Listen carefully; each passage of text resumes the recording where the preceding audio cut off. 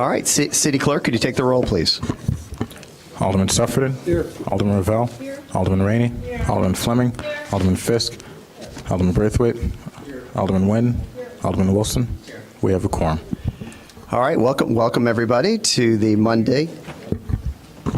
You are here. All right, and we do have Alderman Ruth Simmons, and welcome to the Monday, January 14th, 2019 Evanston City Council meeting, our first meeting of the year. So Happy New Year, everybody! We do have everybody in attendance, all 9 aldermen. Just a couple of announcements as we start the new year. Some good news, some not so good news, and some sad news. Starting with the good news, we have a whole new set of elected officials in Illinois. We had a new governor, Governor Pritzker, who was inaugurated today, and we, the Evanston area, have all of our representatives and our state senators are women. And I don't know if that is the first time ever. Daniel Biss was our former senator, but now we have 5 women that are representing our area. We have Senators Fine and Senator Stain, and we have 3 representatives, Representative Cassidy, Representative Gable, and Representative Gon-Gershowitz. So we look forward to working closely with them. I also know that there is a reception coming up this weekend, and maybe when we do call the awards, we can find that at the end, Wally, and just make sure, or even before I finish this, when that reception is. So if people would like to come, it's at the Ecology Center here in Evanston. So, but if we can get the date and the time, or if any of the aldermen know that right now off the top of your head, I think it's Sunday the 20th, but we'll confirm that. The not so good news, as we're all paying attention to it, is we do not have a federal government at work right now, or at least being paid. We have lots of folks that are deemed essential who are working without getting paid. And we have people that live in this city and work for the federal government and do important work for the federal government that are not getting paid. And so several of the aldermen have asked for questions and about what we're doing to help support people in our own community that are being impacted by this, and what the impact of this may actually have on federal grants that we have. So we will have the city manager this evening talk about that. It seems pretty asinine to me personally. I'm getting on a grandstand right now for this to go on, and I do hope that the United States Senate in particular will step up and do its job and come up with a bill that they will actually vote on and put on the president's desk. The sad news is last week was the passing of Bishop Carlos L. Moody Sr., who passed away on January 12, 2019. He was the pastor and founder of Faith Temple Church of God in Christ, located at 1932 Dewey since 1957. And Alderman Ruth Simmons is a parishioner there. And he had a significant impact on the lives of many, many people throughout his life.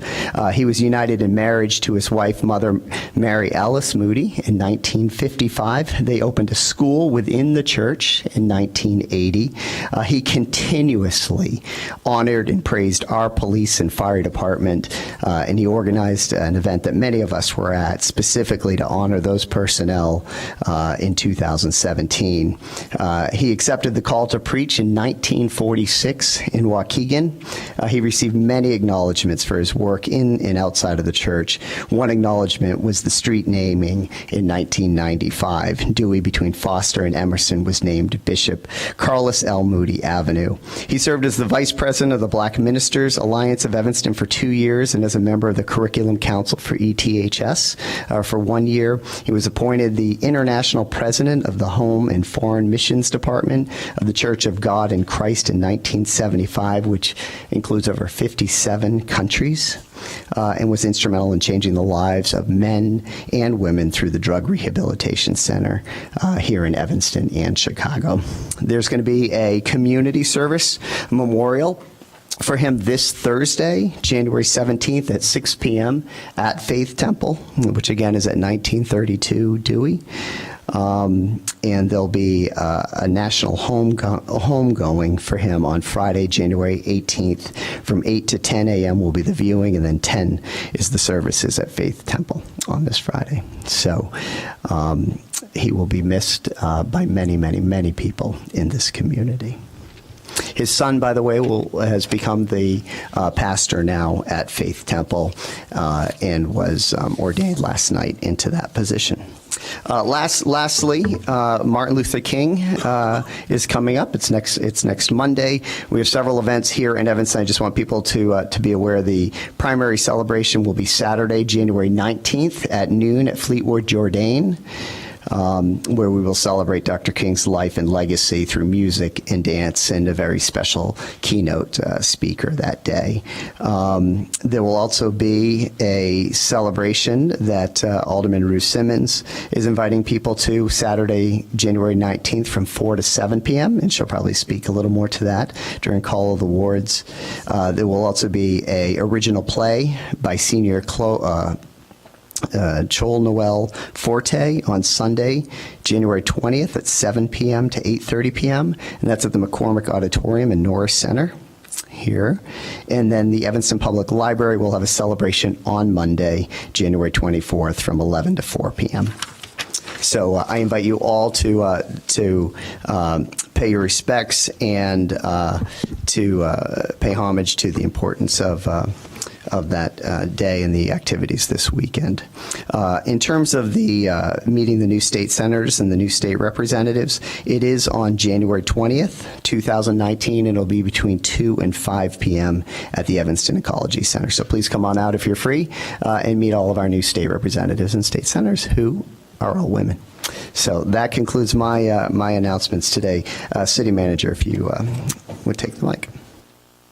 Mr. Mayor, members of the council, good evening. As the mayor mentioned, the federal government remains shut down. We are in Evanston concerned about the impacts that will be having not only on our residents who are federal government employees who perhaps are experiencing lack of salary through the shutdown, but also residents that are participating in a variety of different federal programs. Sarah Flax from our Community Development Department is here. And Sarah, could you come up and maybe talk to us a little bit about what we know regarding some of the individual programs that have been impacted so far, have been rumored to be impacted, and what we think the latest is. My plan, Mr. Mayor, members of the council, is to come to you at every council meeting at this time to kind of just give you a status, because unfortunately things I think will only get worse, not better, until there is some resolution. So I want to make sure that you and the community have the most updated information. So Sarah, good evening. Good evening, Mayor Haggerty, members of the City Council, City Manager Bob Kowitz, Clerk Reed. This is a really confusing shutdown. And hopefully the clicker will work. Maybe not. There we go. Not all the federal government is shut down, as happened in the last shutdown. It was only 9 agencies that weren't funded with appropriation bills are the ones most affected. And I've listed them there. I'm not going to read them all. You can see them. Some of these have more impact on us and our residents, at least immediately, than others. So I'm going to go through the ones that I see as most impactful. The Department of Agriculture. SNAP benefits come through the Department of Agriculture, as do the WIC benefits for women, infants, and children. What we are hearing is that the February allocation is going to be released on January 20th, because there's something about how long after the shutdown they have to release any funds. So they're publicizing that SNAP benefits for February will be released on the 20th of January, which is going to be confusing for people because they're not going to know what period it covers, and there's concern that people may use up all their benefits early. But the other thing is, a lot of people don't have space to store things. How do you get fresh produce? I mean, it's going to make that challenging. After that, we don't know. We don't know what's happening to SNAP after that. I did contact ETHS just to find out what's happening to the school districts with the school lunch programs and stuff like that. They seem to think that they're going to continue to be reimbursed at some point. They just don't know when. And I was told, well, we got a shipment of commodities today. So again, some of this stuff we don't really know. Can be somewhat disconcerting. Department of Housing and Urban Development. This is really complicated. There's been a lot of information in the press about contracts for project-based Section 8 housing units for low-income people not being renewed. And that is happening. I contacted as many of our project-based or housing developments with project-based vouchers as I could, and I haven't found any that the contracts are expiring in the near future. However, if HUD doesn't fund the Housing Authority, who pays most of those monthly payments, what it amounts to is just as impactful in a bad way, because the Housing Authority won't be able to release funding to pay for the units. So that's the, Rich Minacchio said he's got funding through February. After that, for the project-based vouchers, he goes to their reserves. And after that, in his email to me, he said, chaos. I mean, we just don't know. We also have a significant number of units in Evanston that are supported with what's called 202 funding, which is for senior housing, and 11 funding, which is for people with disabilities. Those funds come directly from HUD. I spoke with the manager of Prim and Jacob Blake, and the challenge is, there may be funding available. There's nobody at HUD for them to submit draws to, which is another problem. Monthly housing choice voucher payments will be affected ultimately too. The Housing Authority says by March 1st, that'll be a real challenge. And we also know of our permanent supportive housing providers that get money through the continuum of care. Those applications were submitted September 30th. They are supposed to be getting notification of which ones are approved and at how much. Expectation was to know by the end of January, and nobody knows because everybody's on furlough. Other departments that are affected, Treasury. There's a lot of talk about whether or not they will process tax returns and whether or not they will get refunds out. Every department has to have what they call their shutdown plan, and a number of them, at least from trying to look at them, had their shutdown plan for 2018 when there was that one-day shutdown at the beginning of last year, and they didn't really update them in all cases. But from my reading of that, the people who process that stuff are furloughed workers, and there's some question as to whether or not the president can even call them back legally because it's not in their plans.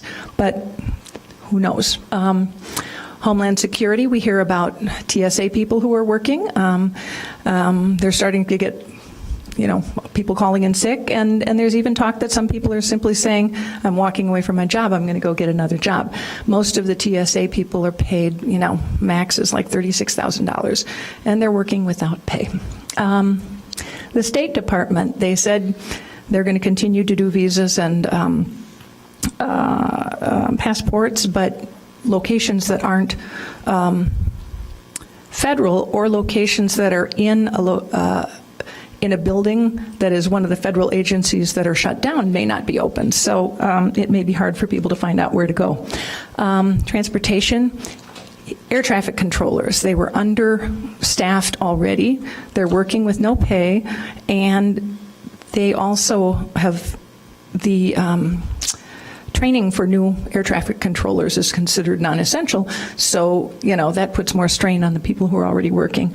Pilots' licenses aren't getting approved, and they're not licensing new planes. What I can't determine is how much is of projects are being affected, construction projects for various transportation. It seems to be that some are moving forward and some aren't. Commerce, the Department of Commerce normally is releasing economic data that affects how financial decisions are made by all sorts of different organizations. That's not being released. The Census Bureau is affected. I don't think anybody knows quite how, but they're already late and behind on planning for the 2020 census. Justice Department has announced it will begin curtailing operations as of last Friday, and that they'll try to keep criminal cases going, but that the non-criminal cases, which have already been pushed back, will be pushed back. We talked about Evanston federal employees, or federal employees who live in Evanston. It's really hard to get an estimate. You know, I looked at the census data. Actually, it's American Community Survey, and there are 3,332 government workers, but that's all government. That's state, local, and federal. And we also don't know what departments they work in. So it's really, and of course, this is the 5-year small statistical sampling that they then project. So I honestly don't know how accurate those numbers are.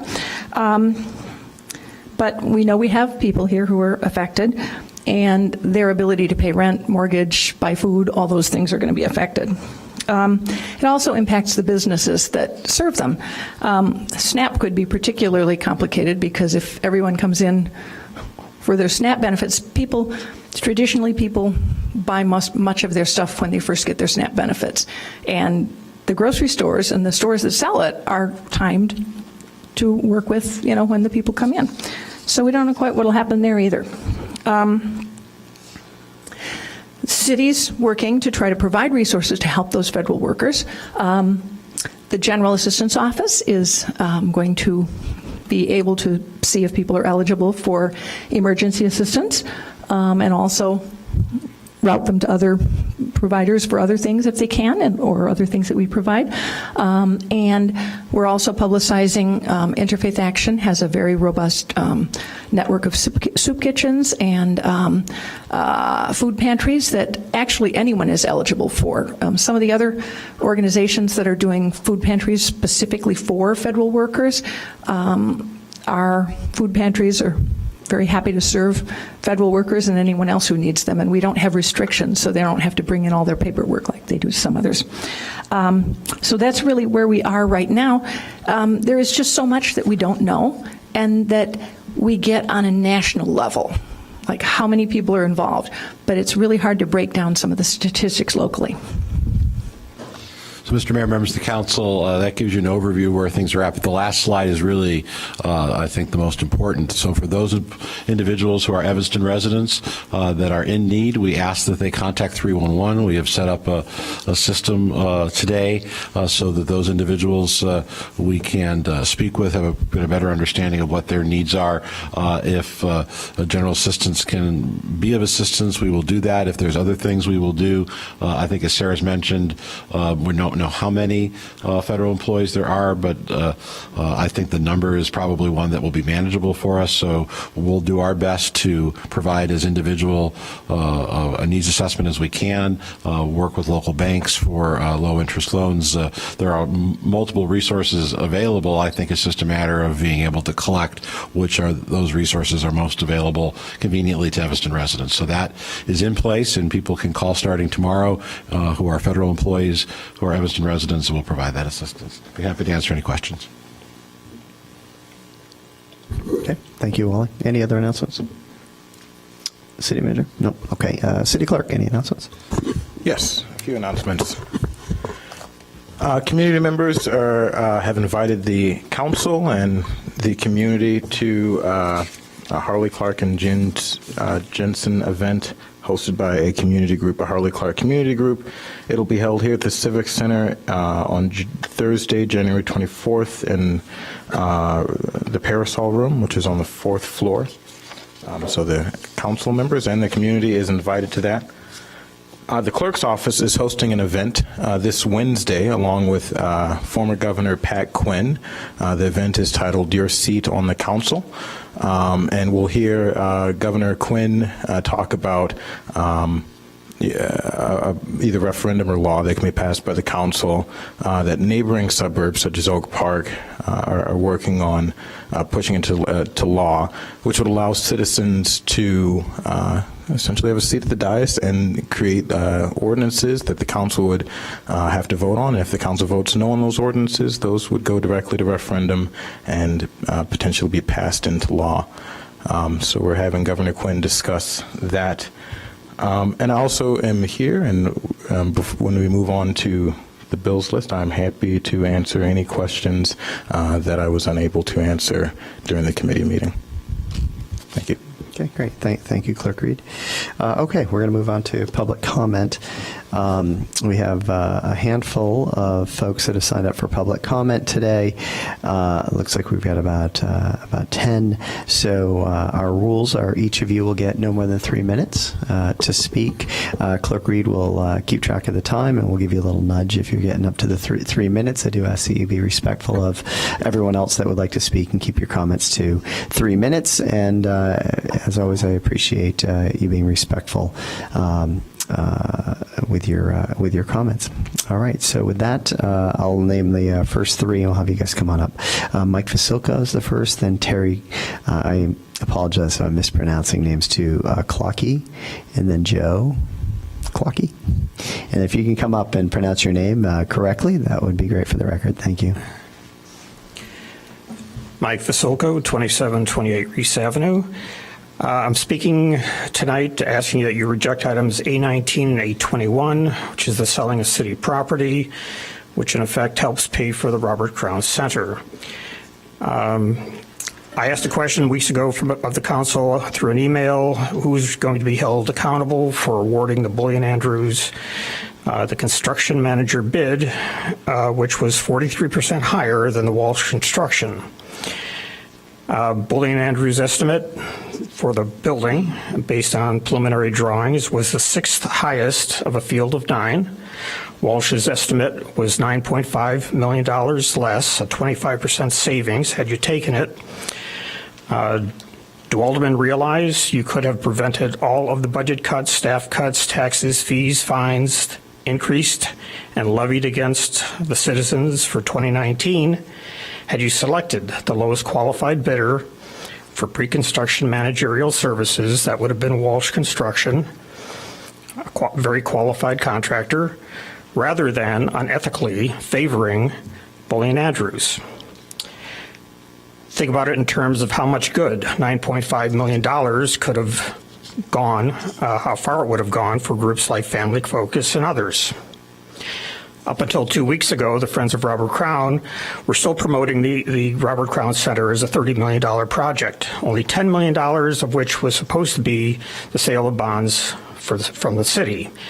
The Friends were supposed to pick up $17.5 million and the library $2.5.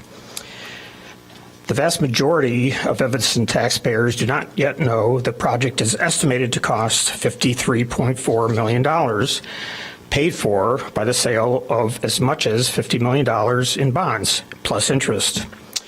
So we went from a bond obligation of $10 million to a debt obligation with interest of up to $68 million or more.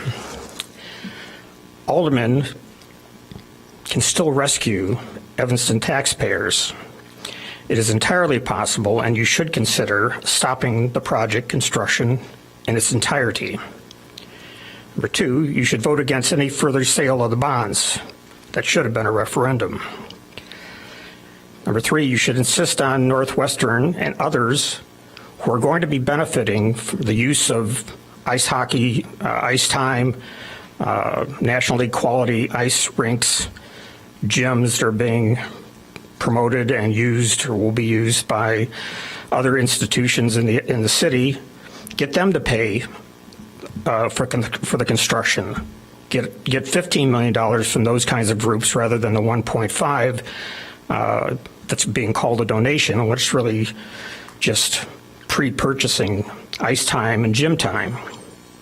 Insist that the Friends of Robert Crown fundraise 20 to 25 million, up from their original commitment of 17.5. We're at 3 minutes, Mike. We can wrap it up. Evanston taxpayers should not be held accountable for more than the original $10 million. There are some uncomfortable coincidences that also need to be discussed publicly at some point. At least 3 people who sit behind the council desk have some serious conflicts of interest regarding Robert Crown Center. It's not going to be discussed today, but those people should recuse themselves from any further discussion and votes on this project. Thank you very much. Thank you, Mike. Okay, next speaker, we've got Terry. Maybe Terry and Joe are together, and you guys can pronounce your full name in case I just destroyed it. And then we've got Doreen Price and then Sean Jones. Thank you. It's Joe Klauke, and this is my wife, Terry. We signed up to be prepared to speak in favor of the Dr. Curry and the zoning motion that was to allow him to move into the building at 705 Main Street. We're part owners, and my wife is the landlord. But that motion was passed by the planning board. I don't know that there was no objection, and if there's any, we don't want to waste your time if there's no questions or anything like that. I said we signed up, sort of to be on the roster, but if anybody has any questions. I think we're good. Thank you. Okay, thanks. All right. We're Thank looking you for forward to thank you for Dr. coming Curry out. joining the neighborhood. Thank you. Appreciate it. All right, we've got Doreen Price, then Sean Jones, then Janad Rizki. Hi. I'm more interested right now in terms of some procedural things being for the council meetings, given that, and some other meetings, given that this is the beginning of the year and the best time to do this. First of all, I'd like to revisit, if possible, if people want to consider on the council, that having meetings every other week would relieve some of the congestion that happens. And when you look at the council meetings that are being held, you'll probably actually hold those meetings every other week as opposed to the ones that in between get canceled just because things happen. And so I think the every other week agenda would help with regard to not having a full 48 hours, maybe even like 4 days to actually look over something and talk to your colleagues or people in your community, which you're trying to foster more conversations anyway. This would help with that. In terms of the handouts, could you please online have PDF links, active links, so when I'm looking for something, I can find it quickly? Because I can't find the things I wanted to talk about, and I apologize. The steering committee, that's the Affordable Housing Steering Committee and the Housing and Homelessness Committee, those two committees, because of their importance and because of the focus and because of our goal in terms of affordable housing and because there's a sensitive issue in terms of who really needs it, who's poor, who's rich, what does this all mean in terms of our culture, I highly suggest that these be videoed in the council chambers room so there's no disagreement in terms of what someone said and that people can build on conversations rather retracking something they didn't understand correctly. And I also think it would be a good thing to promote at city council meetings when these when the steering committee and housing and homelessness committees are meeting, since you're going to be using these as venues to find out what's actually needed in the city. So in lieu of having one-to-ones, or if you're going to do this in addition, I think you need to start now with regard to at least the video conferencing. The rock climbing on Oakton, I spoke at the 8th Ward meeting about it. I really agree with Ann Rainey on this one because the owner, which I didn't know, but I found out at the meeting, is a well-known mall developer. And I think this is too risky of an investment, especially if the city has to invest in making a parking lot, which I just found out today with one of my friends here.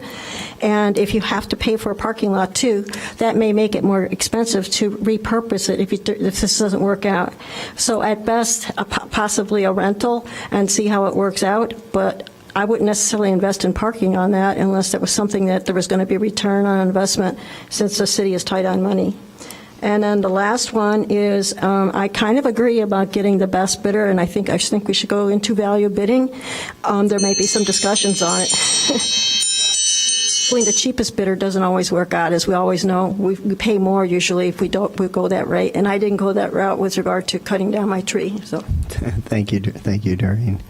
We've got Sean Jones, Janad Rizki, then Caesar Moran, although I saw him leave, so I'm not sure if he's still here. And then after Caesar will be Claire Kelly. Good evening, everyone, and Happy New Year. As you know, we just went through a very troubled budget time. We had a firehouse that was threatened. We had mental health funding threatened. We had taxes raised, fees raised, parking fees raised. The city continues to pour millions into litigation in James Park, trying to prove our drinking water is or might become poisoned. $7 million and counting with no end in sight to the litigation costs. In the meantime, we have property tax bills coming out, and every one of us is feeling the pinch of these property taxes that continue to rise. With that context, buried in an announcement that came just before Christmas, we saw that the Good Neighbor Fund had a line item for the first time that includes $150,000 labeled as Mayor Haggerty's Discretionary Projects Fund. It appears to be a private slush fund for projects one person and only one person deems worthy. Money that only one person gets to spend as he chooses and sees fit. At the same time, we had hardworking city employees walking out of this building with cardboard boxes for the last time. Our mayor, in private closed-door meetings, decided to keep $150,000 for himself to distribute as he sees fit. The money belongs to the taxpayers. The Good Neighbors Fund should benefit all of Evanston. I urge you to rethink this. At the very least, choose a use that will lower the tax burden, either through pension, contribution, Robert Crown debt service, or something similar that benefits all of us, or benefits the neediest of Evanstonians. Certainly invite some public input. And we need to bring some light to this project. Although we really appreciate a Good Neighbor Fund, having one person decide how to spend this kind of money, in this case maybe two people, it just doesn't feel right. It should not be a private slush fund for one man to distribute. Thank you. Thank you, Sean. Next up, we got Janad Rizki, Caesar, Claire Kelly, then Mayor Rosinski. Janad Risky. First, I'm going to talk about 2222 Oakton. As I sent the council an email, I'll highlight it again. The sales price of this building is way too low at a little over $1 million when we built the facility for over $4 million. The tax benefits in terms of the city's return of $20,000 is nothing on the property. It's just a 50-year payback basically on the $1 million.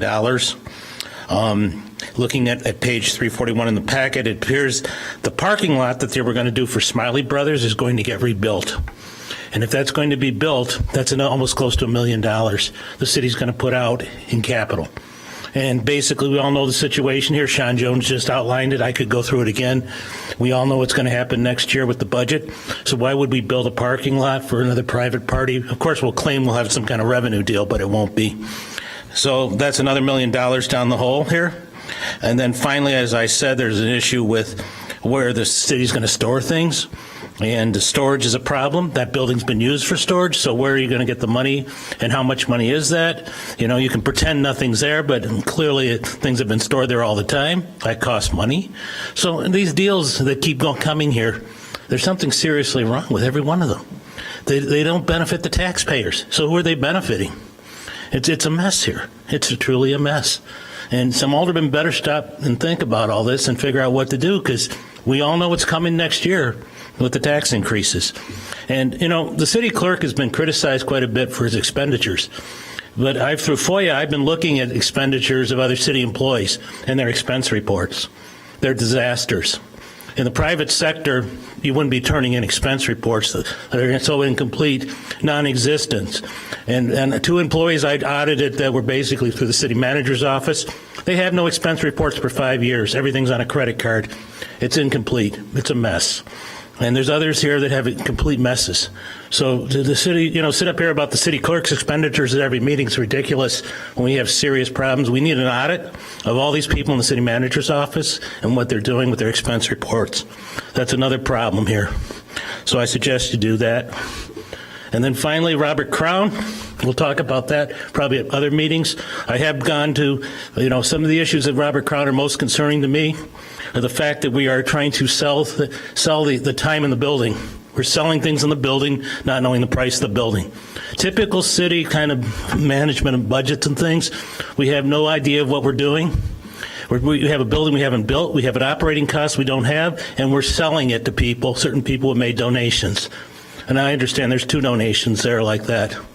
So it's very troubling that this kind of behavior is going on here. with staff and everyone else involved. It's actually other people that are involved in all the connections of all the people. And we need to fix these things. You are responsible to fix these things and do things right. And you will be someday held accountable if you don't fix these things. And either you'll be held accountable in the elections or you'll be held accountable some other way. Thank you. Thank you, John. I think Caesar left, unless he came back. Claire Kelly, Mayor Rosinski, then Leslie McMillan.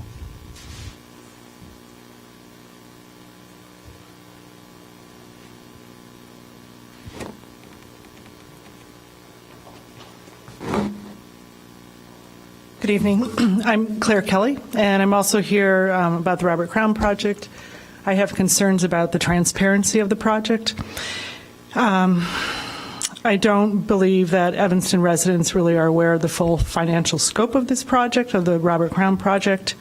I don't think Evanston residents understand in any way or are aware of the drastic increase in the cost of this project and the serious financial impact this center is going to have on Evanston and Evanston residents in terms of tax increases, reduction in services, public assets, all in order to pay for this now hugely expensive project. Northwestern lists the new Robert Crown Center as its home rink, and it also states publicly that it's not making donations. It's paying $1 million towards the purchase of ice time, I think, for this amazing new rink. I think Northwestern can do better than $1 million.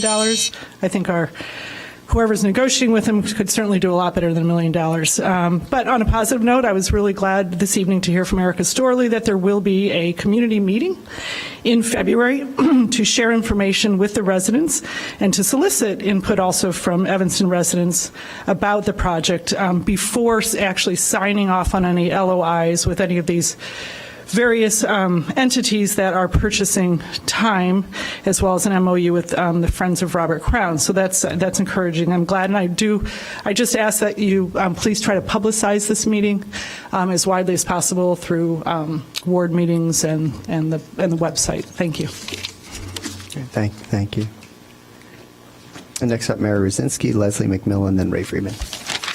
Thank you so much. Most of what I wanted to say regarding the Harley Clark regarding the Robert Crown has been said by the numbers that Mike talked about, Claire talked about, Jeanette talked about. I'm concerned because I also was one of the people who thought that although the price had gone down, the fundraising would go up and that our numbers would be like they were on the website for the Friends of Robert Crown.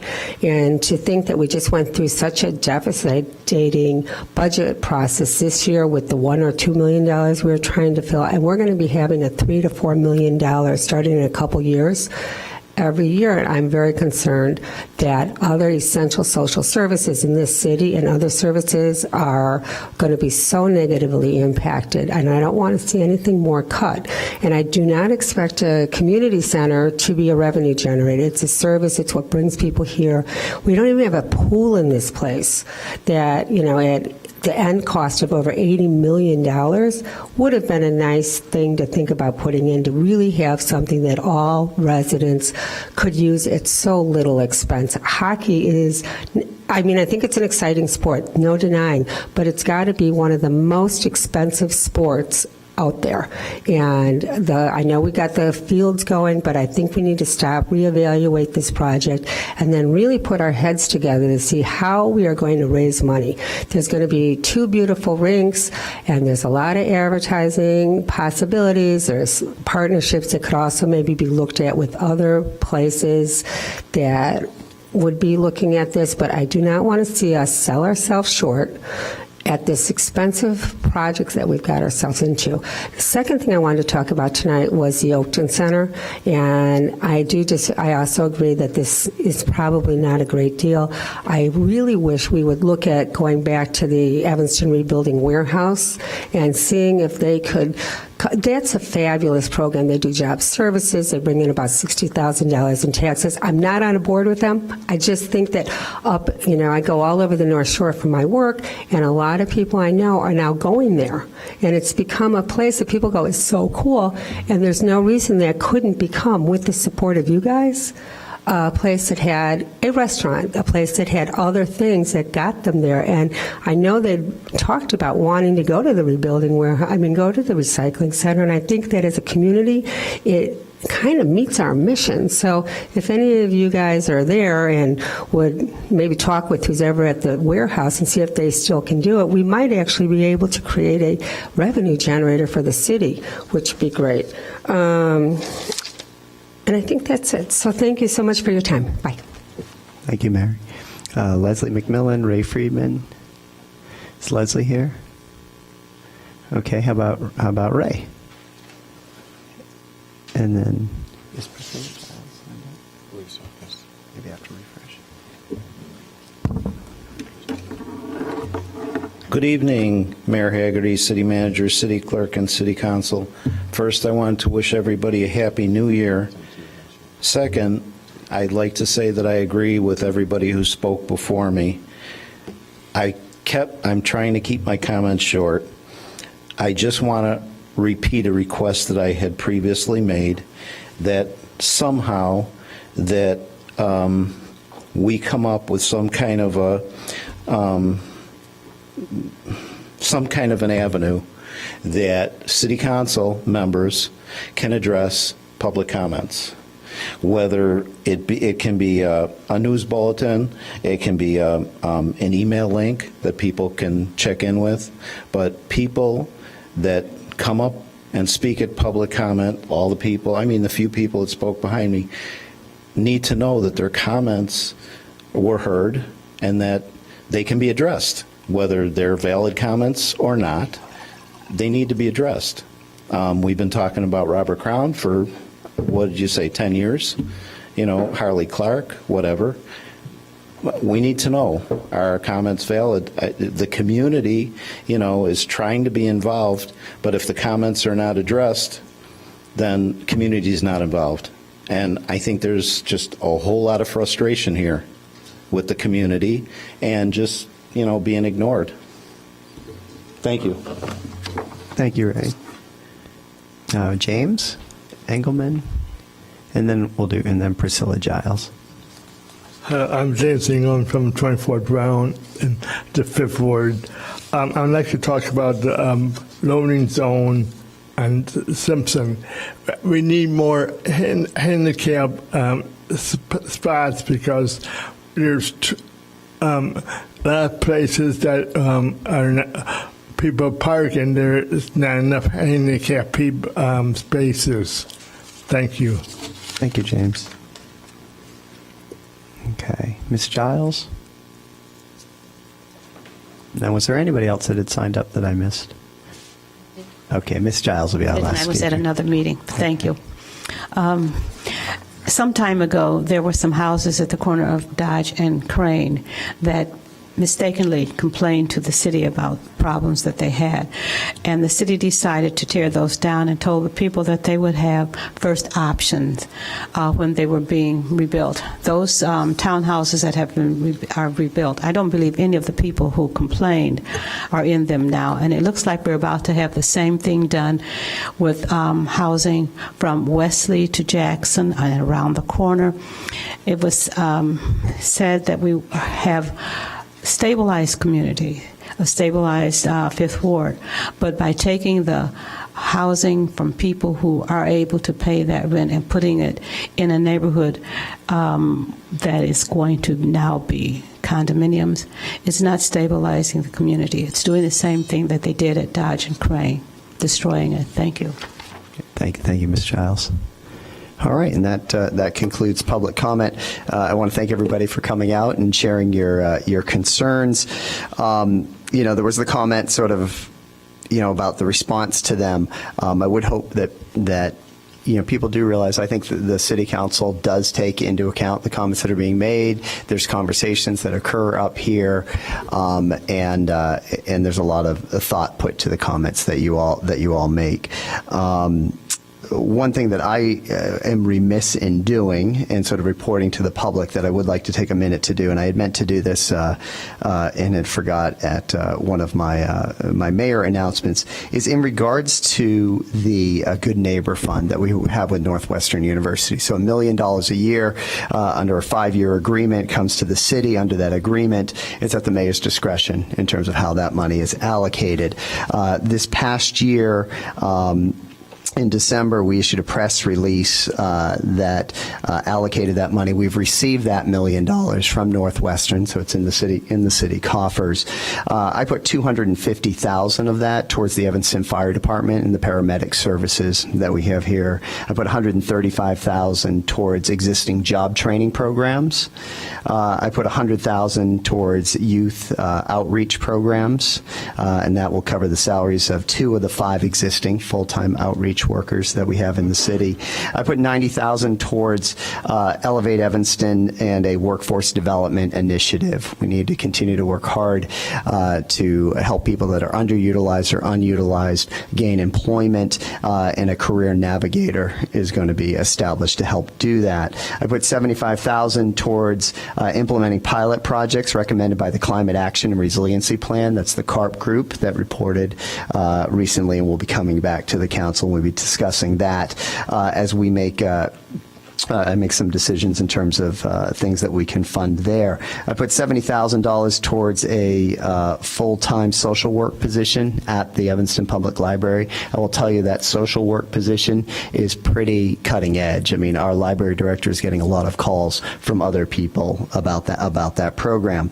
I put $50,000 towards a new after-school tutoring initiative, which we're going to report more about, but it's going to be a collaboration between our public library, District 65, and the District 65 foundations. $50,000 towards a park and recreation master plan. I think it's really important that we have a master plan for the city in regards to our parks and rec, and that will fund that work. And then $30,000 to expand the Evanston Public Library's portable Wi-Fi hotspot program. There are still many people in this community that do not have access to the internet, and very highly used program, and there's a great use for it. There was, and I do apologize because the name of it, Discretionary Projects Fund, sounds a little devious or something like that, and I do want everybody to understand there's $150,000 that I have not yet allocated to a specific, program or project. I will obviously be reporting that publicly on how that is going to be. So I communicated that to the city council members in some emails, but I did want to relay that. So I, and many other people appreciate the effort on Northwestern's part to set up this program. I certainly would like to see this continued when the 5-year period is up. I'd like to see it preferably increased, and we'll work with the university when we get to that point. But that's just a real recap on that. So I got a couple lights here. I'll let folks speak, and then we'll get down to our agenda. Alderman Sufferton. Mayor Haggerty, I'd just like to ask that you publicize the dates and who you met with from Northwestern. July 1st is when the agreement says that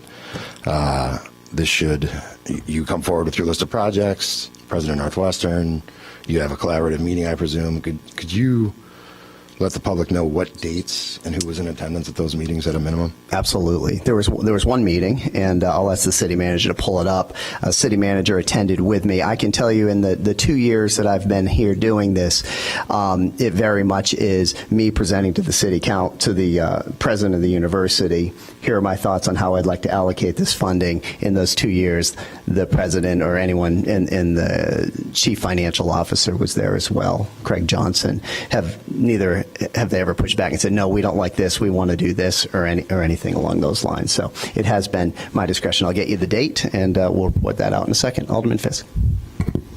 Thank you. And just building on that a little bit, I think minutes of the meeting might be helpful, just in terms of there being a public record in the city. Absolutely. But the reason why I turned on my light, I don't remember, this is a 5-year program, and what year are we in now? So that was the allocation of year 4. So the allocation of year 5 will be 2020. So this money basically gets spent in calendar year 2019, and then next year's will be spent in calendar year 2020. Okay, thank you. You find the date? All right. We'll report back, and I'll email and make sure you all have that date. But there was one meeting, and we can summarize that as well. We'll get the notes from that meeting. Okay. With that, we're going to move on to the agenda today. So we've got a couple special orders of business. SP1, 2019-2020 City Council goals. This is for action. City Manager, if you'd start us off on this item. Members of the council, at your December 10th meeting, the council deferred discussion of goals for calendar 19. We have put in your packet on page 13 a copy of the 2018 goals.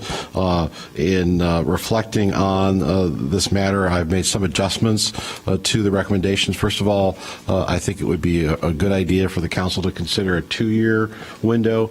I think that the sooner we identify council goals, I think it helps more with the work of the council as we've certainly prepared budgets. There's also been discussion at the council about how the goals are used, what might be a better approach to measure success with the goals. I've been talking with some colleagues in Southern California, the city of Santa Monica, who are do similar type of work, and I've included in the packet their framework. And I think that it's especially useful as to how they measure each of the goals. Give you a specific page to look at. So, for example, page 25, where they have a category, they have a goal, they have a sub-outcome area, which I think some people would call an objective, measurable objectives, and then a list of citywide projects that support the implementation of the goal. So I think that is something that I would recommend if the council this evening would think about the goals. We would then come back to you with objectives underneath each goal, identify specific citywide projects, and then be able to report to you. We've been doing it semi-annually. We could do it more frequently if you thought that was useful. The number of goals some of you have asked about, I think that communities that I have worked in previously have always tried to have a number that is a workable number. We are currently, at least last fiscal year, the council was at 6. I think it's been as high as 8 or 9 over the course of time. I think that the 6-7 range is a good number, so as to not have everything be a goal. I think also, too, the general nature of this allows for some cross-pollination. I know in talking with some of you, the interest in the Climate Action Resilience Plan, how can that be part of the council's goals, and would encourage you to think about perhaps integrating those within existing goals rather than have it be standing out. One of the hallmarks of the CARP plan is really taking it to the level where it's integrated into all of the various aspects of the city. So perhaps that would be a good way to do that. So, Mr. Mayor, members of the council, before you this evening would ask that you discuss the goals if you'd like to make changes, if you'd like an alternate plan, but hopefully this evening, if the council could agree on goals, staff would then come back using the framework that is outlined in the City of Santa Monica document, come back with a draft document maybe in a month or so with that same kind of forms and measures. Okay. Thank you, Mr. City Manager. Alderman Fisk. Thank you, Mr. Mayor, and thank you, Mr. City Manager. This is one of the things that I've been trying to give a lot of thought to, because it's been confusing, actually, how we use our city goals. And I've you see them pop up in certain discussions, and it doesn't seem there's any. To me, it's just confusing when they do pop up, that it's not something that we are aware of or think about all the time, except when we come into the building and see that pretty poster. And I really want to take advantage of this opportunity to just think about how each one of these goals interacts with all the rest. And I think that's what you're trying to do. And I really appreciate that. You and I have had a discussion about balance with a capital B, balance with a capital B, and how all of these things that we discuss up here on the dais work together, and how we make decisions based on the best decisions that we can make, and based on what, going back to our goals. I would suggest to everyone that economic development needs to be our top priority. It sort of governs everything else. We need to find a different way to look at our finances. We saw in the discussion this year how things have changed, how many people are affected every day of their lives based on the decisions that we make as a city on not only how we spend our money, but also how we raise our money. And we need to consider that as we move forward. Ranking the other things we need to do are fine, but I think that's the umbrella under which we need to operate. Like I said, our finances have changed drastically. Not having, for example, building permit fees from Northwestern for the foreseeable future. I don't have any idea how long that's going to last, but that's going to drastically affect our budgeting process. And the social programs all fall underneath that. So, again, I just encourage everyone to think about economic development first. Great. Thank you, Alderman Fisk. Alderman Rainey? Well, I think our council goals are extremely important, and I'm not sure whether we're sandwiching in the discussion of our goals with our council agenda or sandwiching in the council agenda with our council goals tonight. But I think the goals are important enough to have a special meeting on. And I see us with a 500-page agenda and a 200-page executive session following this, and I just feel so uncomfortable thinking of how we're going to give attention to all the important matters we have before us tonight. And I don't understand why these goals are listed on our agenda tonight, because we've had this discussion over and over about important additional matters being added to a regular council meeting agenda. It just seems like bad planning. And I just think it's too much to add. Here it is, 10 to 9, and we're just getting started on it. Thank you, Alderman Rainey. Alderman Braithwaite?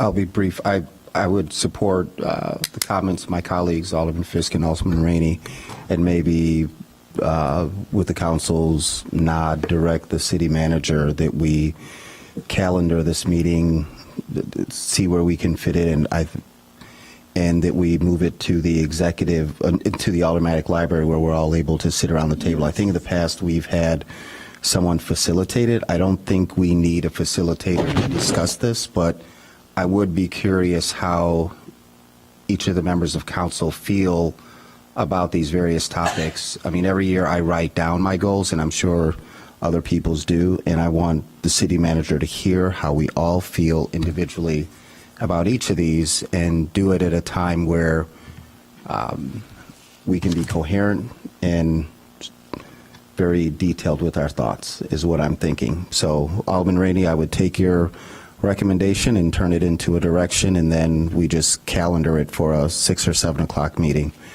in the next 2 months to really discuss it. I think we should. Okay, let's keep that thought. Alderman Ravel, then Alderman Fleming. Well, I'd like to start with Alderman Fisk's recommendation. You used the term economic development. Are you thinking of, because I was going to suggest that we talk about stabilizing long-term city finances as the overarching goal. Is that what you meant by economic development? Anyway, I do think coming to grips with our city finances and coming up with some really good strategies and measurable objectives to make sure that we're addressing our really serious city finances should be an overarching goal. In terms of having an opportunity for the council to have an in-depth discussion about that, I guess I would find it helpful, though, if the city manager and staff maybe would come up with some of the what they see as some of the strategies that could help implement some of these goals, and then we can, layer on our thoughts as well. Thank and I guess I would like to also second what the city manager said about integrating the CARP recommendations throughout all the goals and all the work that the city's doing. Thank you, Alderman Ravel. Alderman Fleming, then Alderman Fisk. So I do have some thoughts about the actual goals, but if we want to take this to another meeting, I'm fine with that. I do appreciate the new kind of material from Santa Monica and looking at how they break it down, because I've said this before, the goals are really big and I don't necessarily know if we're meeting them, except for when I think about them, as I look at the council agenda. There are some things I have questions about in terms of enhancing community development. I'm not really sure what that means. I guess I feel more in line with you with economic development. The police goal that's on here sounds fine. I think I get concerned when things are listed as initiatives because they don't sound like they really get to the core of it, the problem, as much as they do just making some new program. So when we talk about the police community relations, I think that's fine. I don't like the word initiatives.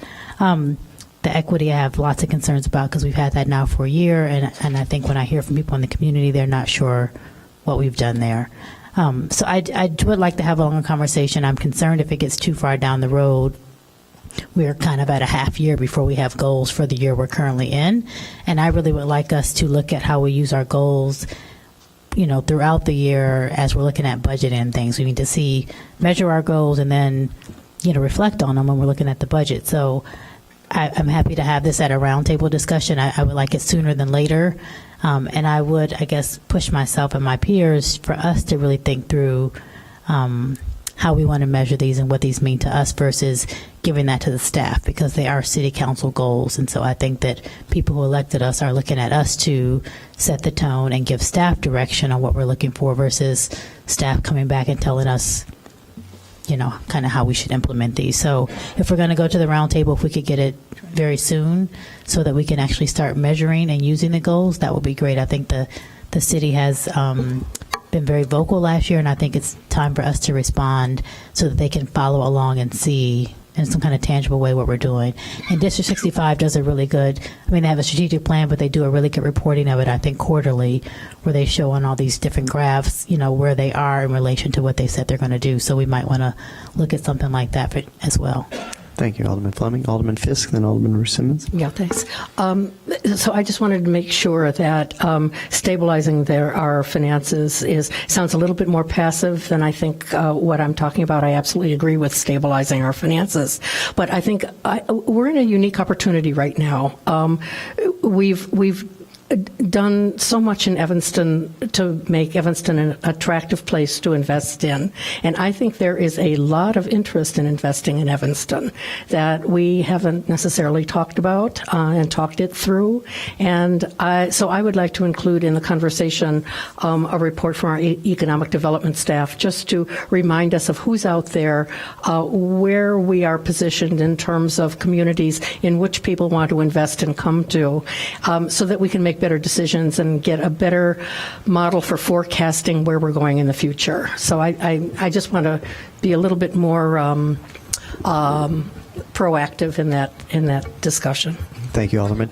Alderman Ruth Simmons and Alderman Nguyen. Thank you. Just want to agree that we move this to a strategic planning meeting. And for me, economic development certainly is stabilizing our city finances, but being very intentional about and a great appreciation for the focus on workforce development and the work that we're doing for local contracting and local hiring, increasing our support for local businesses and building capacity in the residents. In doing so, we can start to respond to affordable housing and violence reduction if we can get more income in the household. So that's something that will be a top priority for me, as well as a gap in services that I've seen is support for young parents. So support for young mothers and fathers is an area that based on the providers that we have in our community, they're not being served. I am meeting many that are both housing and food insecure, many of them underemployed, and with child care expenses unable to access training and education so that they can build capacity in their personal lives. So those are some things that I think that we can all come to the table with feedback from our residents and have a more relevant goals list.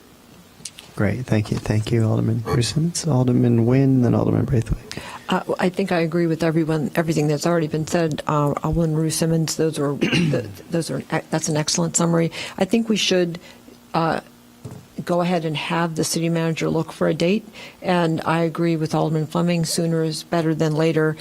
And I think this is, I very much appreciate the Santa Monica materials. I think it does do something that we all have been thinking about, which is how do we connect our goals directly with actions that the council has, or the city has been performing. Obviously these are long-range goals. So can we pick a date, and perhaps it's a Saturday, or on another date when we have... So have the city manager looking at dates as this conversation was going on. So if everybody, it seems like there's consensus around that. If everybody's okay, but I've got 2 more lights on. I don't know if you need to speak or if we can just look at a date and have the city manager find that. Alderman Rainey, Alderman Braithwaite, are you okay with that? I'm recommending January 24th. Okay, well, let's see what do you think, Sam? There are 3 board meetings that evening. I would recommend that you look at the 30th or 31st, which is a Wednesday or a Thursday. There's no evening meetings on either of those nights for anyone. Economic development was canceled. I just received that email. It is? Yeah, I just can't. So that would have been the 30th. That would be the 30th. No, that would have been the 23rd. It would be the 23rd. Let's do that. Is there? Transportation and parking still meeting at 6 o'clock. Okay. Cancel it unless 7? there's something. I will be out. I have a U.S. Conference of Mayors meeting on the 23rd. Okay. So I won't be here, but I think the 30th sounds 30th is okay. So the 30th at 6 o'clock in the Aldermanic Library? Cool. Yes. Sounds good. And Mr. Mayor, members of the council, what would you like staff to have prepared prior? Can we work on that? Can I, instead of staff, can we have council rank their goals, similar to like an evaluation, just to get us started? I mean, so we have X amount of goals, 1 through, 6? And then allow our ranking to guide the conversation. Or bring different goals if you. Well, you can also bring different goals. goals, but I mean, we have a template right now in front of us, and we're going to be meeting in the next couple of weeks. So I think it'll be difficult to create a new process just as a starting point. I mean, we don't have to flush it all out in one night. I just want to come in with some strategy to know how are we going to do these, and maybe if you rank them, that might help guide the conversation. Everyone do 6 goals. we can do that. We can do that easily. We'll send something out with the ones that we have right now. Yeah. And at least that way, and we'll show that information to everybody so you sort of know where these things fall out. Yeah. Sure. And Mr. Mayor, members of the council, I think if you have other ideas, if you wish to put them in writing, I will collate all that and distribute it back to all of you. So people would have the benefit of additional thoughts. So 6 o'clock on the 30th. Thank you. Thank you. Thank you all. Okay, I got a couple more lights with maybe some suggestions. Alderman Rue Simmons? No? I'll let it go. Okay, Alderman Rainey? No. Okay, good. All right, we're going to move on. There we go. All right, we're going to move on. Thank you, everybody, for that, and we look forward to the meeting on Wednesday, January 30th, as we really get into the goals.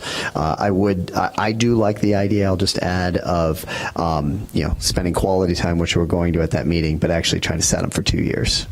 I think there's real value in that, and I don't think they're changing so rapidly. All right, let's go on to the consent agenda this evening. We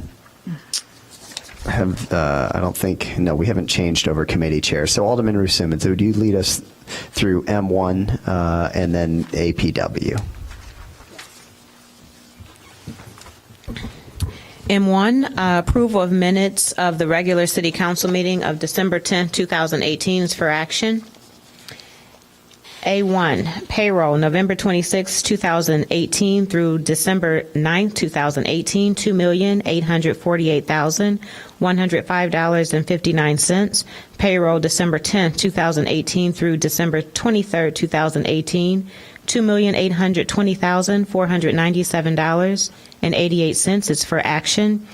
Bills list, January 15, 2019, fiscal year 18, $7,148,620.89.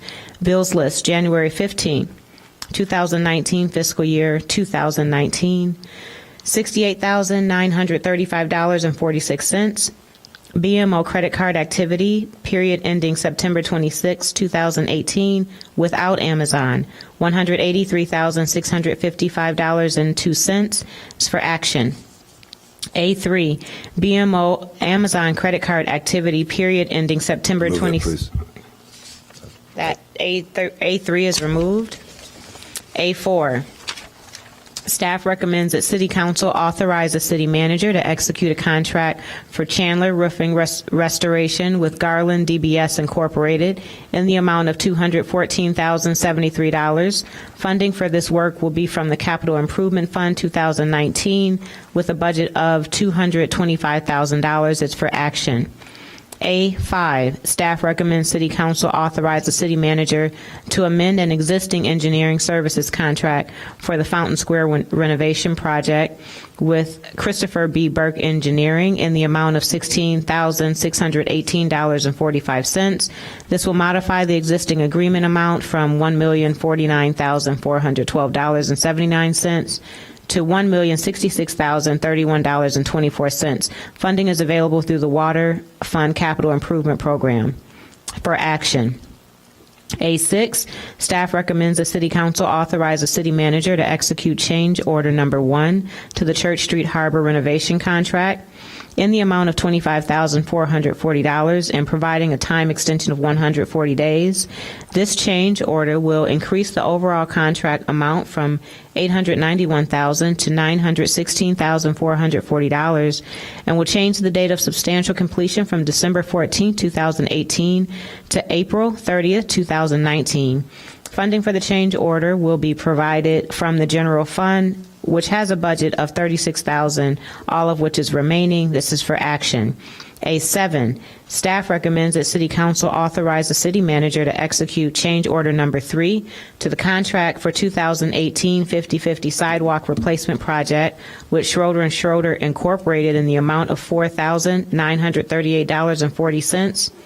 This change order will increase the final contract amount from $237,877 to $242,815.40. Funding will be provided from the Capital Improvement Program 2018 GEO bonds for traffic calming, bicycle, and pedestrian improvements. This line item has a fiscal year 2018 budget of $300,000, of which $45,261.30 is remaining. That is for action. A8, staff recommends City Council authorize the city manager to approve change order number 1 to the agreement with Infrastructure Management Services, LLC, that would extend the existing contract completion deadline from December 21st, 2018 to February 28th, 2019. There's no cost associated with this change order. This is for action. A9, staff recommends that the City Council authorize the city manager to enter into an agreement with Safe Build Incorporated for supplemental plan review and inspection services from April 1st, 2019 through March 31st, 2022 with a 3-year, 1 option to renew. Funding will be from the Building Inspection Services Plan Review Service Fund with a budget of $75,000. The hourly rate for building inspection services will increase from $72.50 in 18 to $73, while the rate of building plan review services will decrease from $84.75 in 18 to $74, with future annual increases based upon consumer price indexes for action. A10, staff recommends City Council authorize the city manager to approve a 1-year single source renewal with Motorola Incorporated for services and maintenance at the 911 center in the amount of $80,262.91. Funding will be provided by the Emergency Telephone Fund in the amount with a budget of $89,000. That's for action. A11, staff is requesting the city manager to approve funding for the demolition of a long and neglected property that was once located at 1729 Dodge Avenue. The demolition was completed by MBR Wrecking Incorporated on November 14, 18, at the cost of $28,691. Funds will be provided through the Illinois Vacant Expense Fund with grants provided by the Abandoned Residential Property Municipality Relief Grant from the Illinois Housing Development Authority. That's for action. A12, staff recommends that City Council adopt Resolution 4R19, adopting an amended City of Evanston sexual harassment policy that conforms to Public Act 100-1066, which expanded the time of file charges for discrimination with the Illinois Department of Human Rights from 180 days to 300 days. That's for action. A13, staff recommends adoption of Resolution 1R19, authorizing the city manager to negotiate and execute a temporary construction easement agreement with Fifth Third Bank for access drive improvements, sidewalk work, and related road work on private property as part of the Main Street Corridor Improvement Project. That's for action. A14, staff recommends adoption of Resolution 5R19, authorizing the city manager to negotiate and execute a temporary construction easement agreement with Capsun Properties LLC for access drive improvements, sidewalk work, and related road work on private property as part of the Main Street Corridor Improvement Project. That's for action. A15, the Transportation Parking Committee recommends City Council adopt Ordinance 163-018, amending portions of the City Code Section 1011-7A, passenger loading zones to amend the loading zone on Simpson Street. This for introduction. A16, the Transportation Parking Committee recommends City Council adopt Ordinance. Excuse me? Yes. That's off the agenda.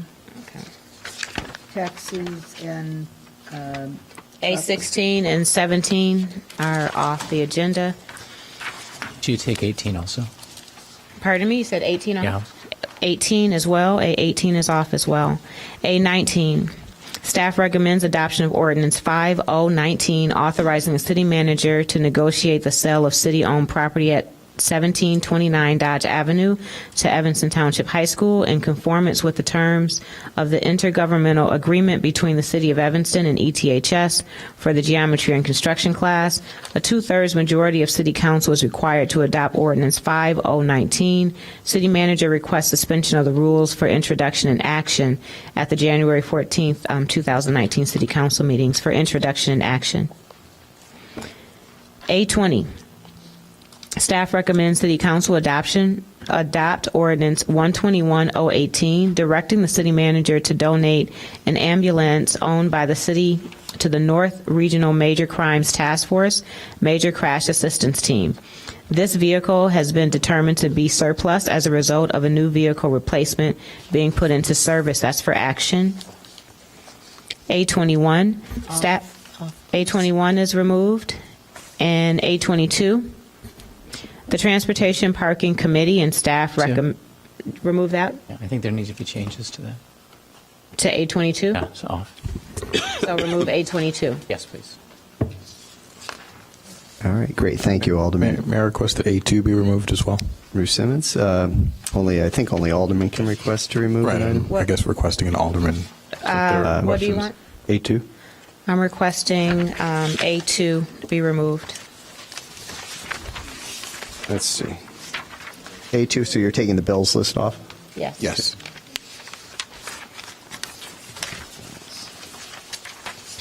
Okay. Thank you, Alderman Bruce Simmons. Alderman Ravel, could you take us through planning and development? Sure. So P1 is held in committee. P2, staff recommends approval of a $2,500 grant to the age-friendly Evanston Task Force Housing Committee for an affordable senior housing feasibility study. Housing and Homelessness Commission reviewed the task force application at its meeting on December 6, concluded it should receive a favorable funding recommendation, but due to a lack of quorum, the commission was not able to officially vote on the application. The funding source is the city's Affordable Housing Fund, which has a current uncommitted cash balance of approximately $800,000, including $50,000 budgeted for other program costs in fiscal year 2019, and that's for action. P3 was also held in committee. P4, Plan Commission and staff recommend adopting Ordinance 3019, amending the zoning ordinances, Section 6-15-13-2, procedure for district designation, and 6-15-13-7, permitted uses, and creating a new section, 6-15-13-8, special uses, to clarify the permitted and special uses in the redevelopment overlay district and update the list of underlying zoning districts that may carry the overlay designation. This is for introduction. P5, the Zoning Board of Appeals and city staff recommend adoption of Ordinance 7019, granting special use approval for a ground floor medical office, Evanston Family Chiropractic and Wellness Center in the B2 district and Dempster, Maine overlay district. The applicant has complied with all zoning requirements and meets all of the standards of a special use for this district. This is for introduction. P6, Preservation Commission and staff recommend the approval of Ordinance 160-0-18, designating 1225 Asbury Avenue, the building and the lot, as an Evanston landmark. This is for action. That's it for that. Terrific. Thank you, Alderman Ravel. Alderman Fleming, can you take us through Human Services? As Human Services Committee 09, that's the President's Behavioral Health Agreement Renewal. The committee and staff recommend City Council authorize the manager to renew the service provider agreement between President's Behavioral Health and the City of Evanston for the provision of 24-hour crisis line access, mental health crisis intervention, and various community outreach and education services at the cost of $143,333. The agreement will be dated January 1st, 2019 to December 31st, 2019. Funding is provided by the Health and Human Services Department Fund. 02 is a 2019 Mental Health Board funding allocation. The committee, the Mental Health Board, and staff recommend council approve the proposed allocation recommendations in the amount of $763,373 that will go to 19 nonprofit agencies to provide needed social service supports to Evanston residents. The allocations range from $9,000 to $70,250 to 23 individual programs. This has been budgeted in 2019 from the Mental Health Board line item. Each agency has a separate account number to identify and disperse funds. And 03 is the Ordinance 152-0-18, amending Title 8, Chapter 6, Food Service and Retail Food Store Sanitation. The committee and staff recommend council adopt this ordinance, amending Title 8, Chapter 6 of the City Code. This action will align the City Code to the state's amendment to the Illinois Food Service Sanitation Rules and Regulations, which mandates the adoption of 2017 U.S. Food and Drug Administration Code and all subsequent additions and amendments for all Illinois local health departments. The state's amendment will be effective January 2019, requiring inspectors to conduct FDA-based inspections at Evanston licensed food establishments. Those are all for action. Great. Alderman Fleming, could you take us through appointments? You just have to announce the council or commission and the person, you don't need to read their bios. All right, these appointments. For Arts Council, we have Indira Johnson, William Jones, Toby Sachs, Angela Williams. For Housing and Community Development Act Committee, we have Donna Sue. For the Mental Health Board, we have, Nathan, I think it is. Oh, okay, Nathan Carpenter and Heather Perkins. Move approval.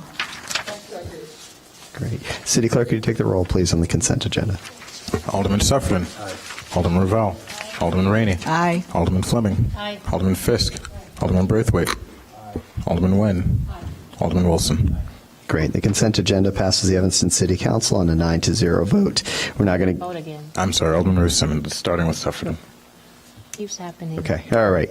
So I was right, though. She voted yes. 9-0 is our the vote on the consent agenda, and we're now going to move to the items that were removed. Alderman Ruth Simmons, I think they're all in APW, so if we could start with A2. Yes, A2.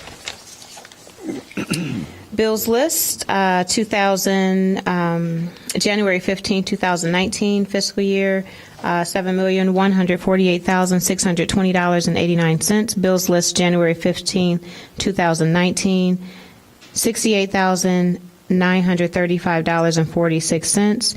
BMO credit card activity period ending September 26, 2018 without Amazon is $183,655.02. Terrific. Is there a second? Second. Okay, open for discussion. City Clerk? Yeah, there were questions regarding the use of a grant writing service for the clerk's office earlier, and now that I'm here, I'd love to answer any questions in the public. Okay, Alderman Braithwaite. Just in an interest of time, Clerk Reed, what we had requested it through our chair is that I think the city manager would have put some things in writing that you come back to AP&W as well, if possible, have the agent or representative from the firm there in case there are additional questions. I mean, I think it's a great idea and shows innovation, and maybe it's something that the larger organization can benefit from. I'd love to share that. There's a bit of... Go ahead. I'm sorry, Can I sir. suggest that our next AP&W meeting, per the request of the chair? I would like to address a few things. There's some... I think if the committee wanted to do it with the committee, Devon or Clerk Reed, I think we should probably just do that. I mean, I got a lot of other items here, and the committee gave the direction, I think, at the time. So let's go ahead and do. I apologize, but there was a public hearing with innuendo as if their protocol wasn't followed. I just want to make sure that the record is clear for the public, since that was insinuated during that committee meeting where I wasn't available to respond. If I can, but he'll have the opportunity. Just I don't know this is coming out of APW. Yeah. Right? So Alderman Ruth Simmons, when Clerk Reed provides the information the next time you have the APW meeting, will he be granted the opportunity to Absolutely. Address the body? Please come and have comment. Okay, so let's handle it that way then. Yeah. All right. So seeing no more lights, Clerk Reed, could you take the roll on A2? Alderman Suffredin. Yes. Alderman Ravel. Aye. Alderman Rainey. Aye. Alderman Fleming. Aye. Alderman Fisk. Alderman Braithwaite. Aye. Alderman Nguyen. Alderman Wilson. Alderman Ruth Simmons. Thank you. Aye. All right. A2 passes 9-0. Alderman Ruth Simmons, A3. A3, BMO credit card activity period ending September 26, 2018. It's for action, $5,837.31. Is there a second? All right. Seeing no discussion, our Clerk Reed, could you take the roll? Alderman Suffredin. I abstain. I'm sorry. Alderman Ravel. Aye. Alderman Rainey. Aye. Alderman Fleming. Aye. Alderman Fisk. Alderman Braithwaite. Alderman Nguyen. Alderman Wilson. Alderman Ruth Simmons. Aye.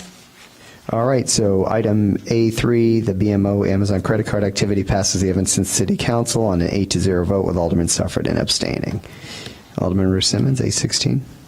A16, the Transportation Parking Committee recommends City Council adopt Ordinance 164-018, amending a portion of City Code Section 1011-7D, taxi cab stands or zones to remove the taxi cab stand on Howard Street is for introduction and action. Second. Okay, any discussion? Alderman Rainey? The reason I'm asking for introduction and action tonight is because this has been on an agenda of one place or another, or waiting to get on an agenda after the Transportation Committee discussed this for 2 or 3 months. There wasn't time to get it on a committee agenda after Transportation discussed it because of Thanksgiving and Christmas and New Year's. So it's finally here, and so that's why I'm asking. It's been a long time coming. All right, I second suspending the rules. Pardon me? You were moving to suspend the rules? So I'm seconding that. Michelle, do I have to take a vote on that and then the whole thing? Okay, so seeing no lights, Clerk Reed, could you take a vote on suspending the rules and making this for introduction and action? Alderman Sufferton? Yes. Alderman Ravel? Aye. Alderman Rainey? Aye. Alderman Fleming? Aye. Alderman Fisk? Alderman Braithwaite? Aye. Alderman Nguyen? Aye. Alderman Wilson? Aye. Alderman Ruth Simmons? Aye. All right, so item A16, the rules have been suspended and allows for introduction and action this evening. Seeing no more lights, City Clerk, could you take the roll on A16? Alderman Sufferton? Aye. Alderman Ravel? Aye. Alderman Rainey? Aye. Alderman Fleming? Aye. Alderman Fisk? Alderman Braithwaite? Alderman Nguyen? Alderman Wilson? Aye. Alderman Ruth Simmons? Aye. All right, great. Item A16, Ordinance 164-0-18 passes the Evanston City Council on a 9-0 vote. Alderman Ruth Simmons, A17. A17, the Transportation Parking Committee recommends City Council adopt Ordinance 8019, amending City Code Section 1013, definitions to permit certain trucks used as passenger vehicle to park in residential areas. This is for introduction and action. Alderman Rainey. Same story here. Additionally, there was recently a community someplace in the United States that passed this, and it made national news, whereas we've had this hanging around for about 3 months also. So many families are using pickup trucks as their family car, the 4-door pickups, because they're simply more convenient and they're very utilitarian. And those people who have them in the city of Evanston cannot park them on many streets because it says passenger vehicle only. So the only change is we're now changing the definition to these little trucks are passenger vehicles, but they still have to pay the truck price for the sticker and the license plate and everything else. But if they're not used in any way to carry plumbing supplies or carpenter supplies, and they really are a passenger vehicle, then they may park in our passenger vehicle only spaces. Great. So you want to suspend the rules and make Yes, this so for introduction? I'm going to move to suspend the rules and introduce and take action all in one time. Second. Okay, could we, City Clerk, could we take the roll, please, on that item, that amendment? Alderman Sufferton? Aye. Alderman Ravel? Aye. Alderman Rainey? Alderman Fleming? Aye. Alderman Fisk? Alderman Braithwaite? Alderman Nguyen? Alderman Wilson? Alderman Ruth Simmons? Aye. Okay, so A17, the City Council has suspended the rules and allowed this item for introduction and action. Seeing no lights, City Clerk, could you take the roll, please, on A17? Alderman Sufferton? Alderman Ravel? Alderman Rainey? Aye. Alderman Fleming? Aye. Alderman Fisk? Alderman Braithwaite? Alderman Nguyen? Alderman Wilson? Alderman Ruth Simmons? Aye. All right, A17, Ordinance 8-0-19 passes the Evanston City Council on a 9-0 vote. Alderman Ruth Simmons, A18. A18, staff recommends adoption of Ordinance 162-018, amending portions of the City Code Section 726D, sidewalk cafes to modify permit fees and approval procedures. Staff proposes sidewalk cafe permit application to require the approval of the Design and Project Review Committee, with exception of requests for City Council to permit the consumption or sale of alcohol on sidewalk cafe premises. Sidewalk cafe permit fees will increase to align with cost of administering the program and use of surrounding public way. It's for introduction. Second. Alderman Wilson. And this is just for introduction, and I don't oppose that. But before we come back for action, I would just like to ask that we, and it could be in there, and maybe I missed it, but I don't think I did, if we could add a provision that, because it is DAPR that's making the decision, if there could be an appeal provision to the council in the event that it's denied. So that's just my request before we take action. I have to take a vote to make that change. Michelle. We can do with introduction, and then we'll come back with the revision. Okay, terrific. As long as it's introduced. Terrific. So I support the introduction. So that's been captured. All right, seeing no more discussion, City Clerk, could you take the roll? This is for introduction of A18. Alderman Sufferton? Alderman Ravel? Alderman Rainey. Aye. Alderman Fleming. Alderman Fisk. Alderman Braithwaite. Alderman Nguyen. Alderman Wilson. Alderman Ruth Simmons. Aye. All right, item A18, ordinance 162-0-18, related to sidewalk cafes, updating the application process, passes for introduction on a 9-0 vote. Alderman Ruth Simmons, can you take us to A21? A20? A21 is next. A21. Staff recommends City Council approve of Ordinance 122-018, authorizing the city manager to negotiate a redevelopment agreement and the sale of city-owned real property located at 2222 Oakton Street with Clark Street Real Estate, LLC. A two-thirds majority of City Council is required to adopt Ordinance 122-018. This is for action. Is there a second? Second. Okay. All right. Alderman Rainey? Yes, thank you, Mr. Mayor. I'm going to read a short statement so that I don't ramble on forever. Thank you. The applicant here is not a climbing gym. The applicant is Clark Street Real Estate, a very aggressive shopping center commercial developer who has hundreds of thousands of square feet in his portfolio. The property opens up the possibility of expansion to the animal shelter, the community gardens, and should the Gordon Foods decide to move, that space as well. This is an opportunity any developer would like to have in his back pocket. The offer of $1 million for this possible future bonanza should not dazzle the Evanston City Council. The property should not be sold. The entire east side and south side of the property is framed by the largest city park in the city of Evanston. You should be extremely careful with this property. We should negotiate a lease to own at the very least. I know there are families with little children who are so excited to have rock climbing in the city of Evanston. I've heard that there are many people in the city who leave town to go rock climbing at First Ascent establishments elsewhere. I have no problem with them staying in town to climb rocks. I do have a problem with a shopping center development expanding into the community gardens and into the animal shelter and snatching up Gordon Foods to put up a Walmart or Ross clothing store. However, this would be better than an aggressive developer selling the property to another, as this developer is wont to do with many of his other purchases. I have absolutely no problem with an aggressive developer and would love for him to invest in other parts of town in privately owned properties that are for sale. But this is public property on public land and adjacent to a public park. This is very different than taking an area that is deteriorated, run down, and underutilized and making it bright and shiny again.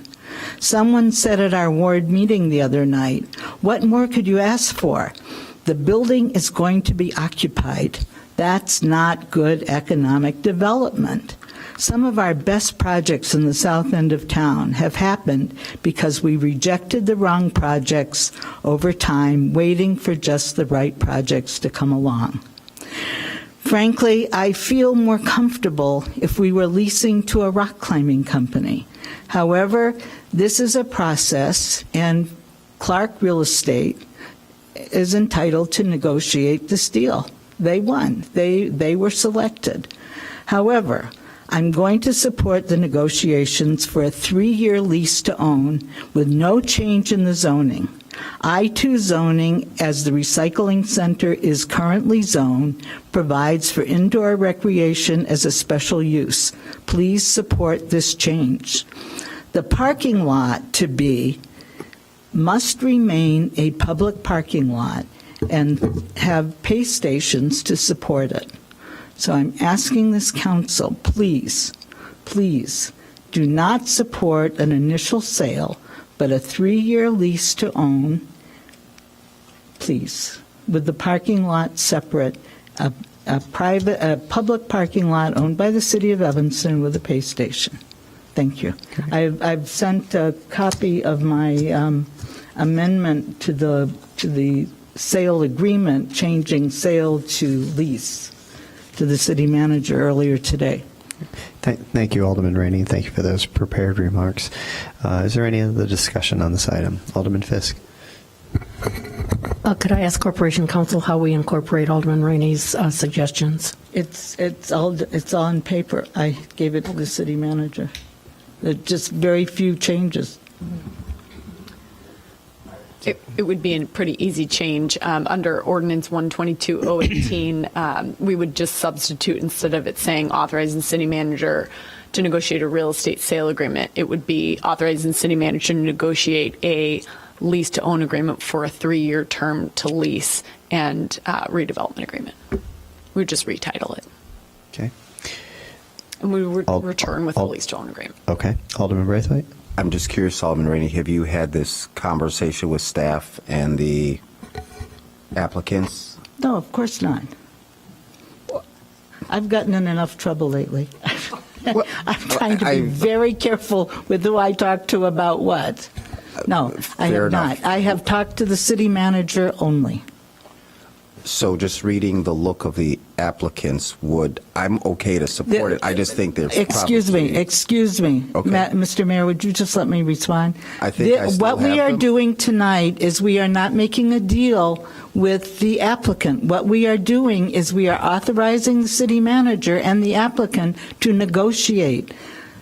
Negotiate is the operative word here. And so the negotiation can go forward. We can come back, they can come back, and the city manager can tell us, I'm sorry, city council, the applicant will not accept a 3-year lease, or the applicant will accept a 3-year lease, or the applicant will accept this, or I wasn't able to pull this off, et cetera, et cetera. But we are only authorizing a negotiation of some kind of deal for the recycling center. So before you interrupted me, I was going to say I was okay with supporting it. However, economic development, we received a lot of information which included a tax implication as well. Of what? And so when we were at economic development, we received a lot of information in the packet that helped me to make a decision. Okay. I don't have enough information tonight to authorize the city manager to make a lease versus something that was going to be a purchase. So all I'm suggesting is it would probably make sense for anyone watching to have staff have that conversation with the applicants. I would support maybe holding it and then making sure that we have all the information. But that's just me sharing. Since we didn't discuss this together, we didn't discuss it in committee, we're discussing it now. So these are my thoughts that I'm expressing. Fair Well, enough? it's going to be a private deal, so it will be on the tax rolls. None of that changes. We have to find out what happens. I don't feel comfortable negotiating this. But I don't feel comfortable sending the city manager then to hold it. negotiate it Hold it. I either. don't- So that's what I'm saying. So we can hold it I'm or not bring it voting back to to hold it. economic. I'm not voting to hold it. It's been dragging on a long time. We opened up the can of worms, so now we have to discuss it. Okay, so let's go to Alderman Wilson's line. I'm sorry. I'm going to make a motion, well, after we have a discussion. Let's have a discussion. Alderman Wilson. So my initial inclination is to think that if I'm investing in this property, a 3-year lease doesn't guarantee me a return on my capital investment. So, why in the world would anybody do that? So it's sort of like, yeah, it kills the deal. It's like fake news. Oh, you only get a 3-year lease, invest all this money in the property. Unless you're suggesting that we give them a guaranteed option to purchase at the end of the 3 years. And if you think that through, what that ends up being is that, instead of selling them the property, we're giving them an out after the 3 years. So I'm sure they're not going to take the deal unless they are guaranteed the right to purchase after the 3 years is up. Like no sane business person on the planet would do that. Can I interject? Sure. There's some past precedents for this. We did it on Howard Street with Peckage Pig and Ward 8. They were granted an option to purchase at the end. It wasn't something to further negotiate that the city could withhold if they were still in conformance and not in default of the lease agreement. The city had to honor the promise that was contained within the option. Right, and that's what I'm anticipating. So I'm thinking if I'm them and I see that type of an agreement, that might be a better deal for them than it is for us. So in effect, what we're really doing is we're giving them an option to get out of the deal after 3 years. So I'm not sure that's so bad. well. And then we take over a climbing gym, to go with our Harley Clark. So I Maybe they're don't know if I want to do mean, that. If we continue this, maybe you could mention the 18 tanks that are under the building that they're going to have to remove, and a million other reasons why they want to get out of the lease. That's a joke, by the way. I mean, we should not really be discussing the negotiations. You either vote for it or against it. We brought it up, so I mean we have to Well, talk I know, about it. but I mean, we should negotiate. All right. We can take a vote pretty soon. Let's see. We got Alderman Fleming's light, and But don't no others forget right now. the two properties on Howard Street, both of them bought their properties. They're doing just fine. Alderman Fleming. I have a quick clarification from staff based on, several things that people in the community said about the parking lot. So in reading this, and we have 800 pages or whatever, so I might have missed a couple sentences, but I don't see anything in here where it says that the city is planning to build the parking lot. I see the parking lot on the graph. I mean, on their paperwork. I know that was in the discussion when we talked about the previous tenant, but several citizens have come forward and talked about if we sell this, we're also on the hook for putting in $1 million for the parking lot. So can we just get some clarity there, because I do not see that. I know that negotiations have not started, but just before the press writes up whatever decision was made tonight and lumps in that we are going to be paying $1 million for a private parking lot, I think it's Alderman Fleming, members of the council, the action before you is authorizing the city manager to negotiate a redevelopment agreement and a sale of city-owned real property located at 2222 Oakton Street with Clark Street Real Estate. That is the only matter before you. There has been a project discussed previously about a parking lot that would be constructed. That was part of the Smiley Brothers proposal. That is still a goal of the city, that would be a fee lot. To do that, to enhance whatever ultimate use there is of the recycling center, as well as enhance the existing use of the animal shelter. None of that is before you this evening. All that is before you is authorizing me to negotiate an agreement for the real property at 2222 Oakton. Thank you. Okay. Thank you, Alderman Wilson, and Alderman Braithwaite. Thank you, City Manager, and that reminds me that I don't think we would need to change it, even with that on the table as the action item. The city manager could discuss any terms of the sale. So it could be a lease with 3-year and an option to buy at the end, or it could be any other sale terms in the known universe. So I don't think we need to amend the proposal. It is just the authorization to negotiate. Alderman Rainey, you've expressed a desire to have the terms look like, one thing.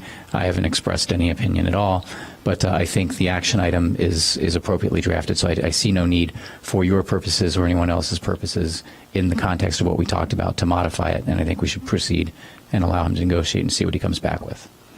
Thank you, Alderman Braithwaite. I just, out of courtesy, well, I won't hold, but no, we're not asking. Can we just hear just a few comments from the applicant?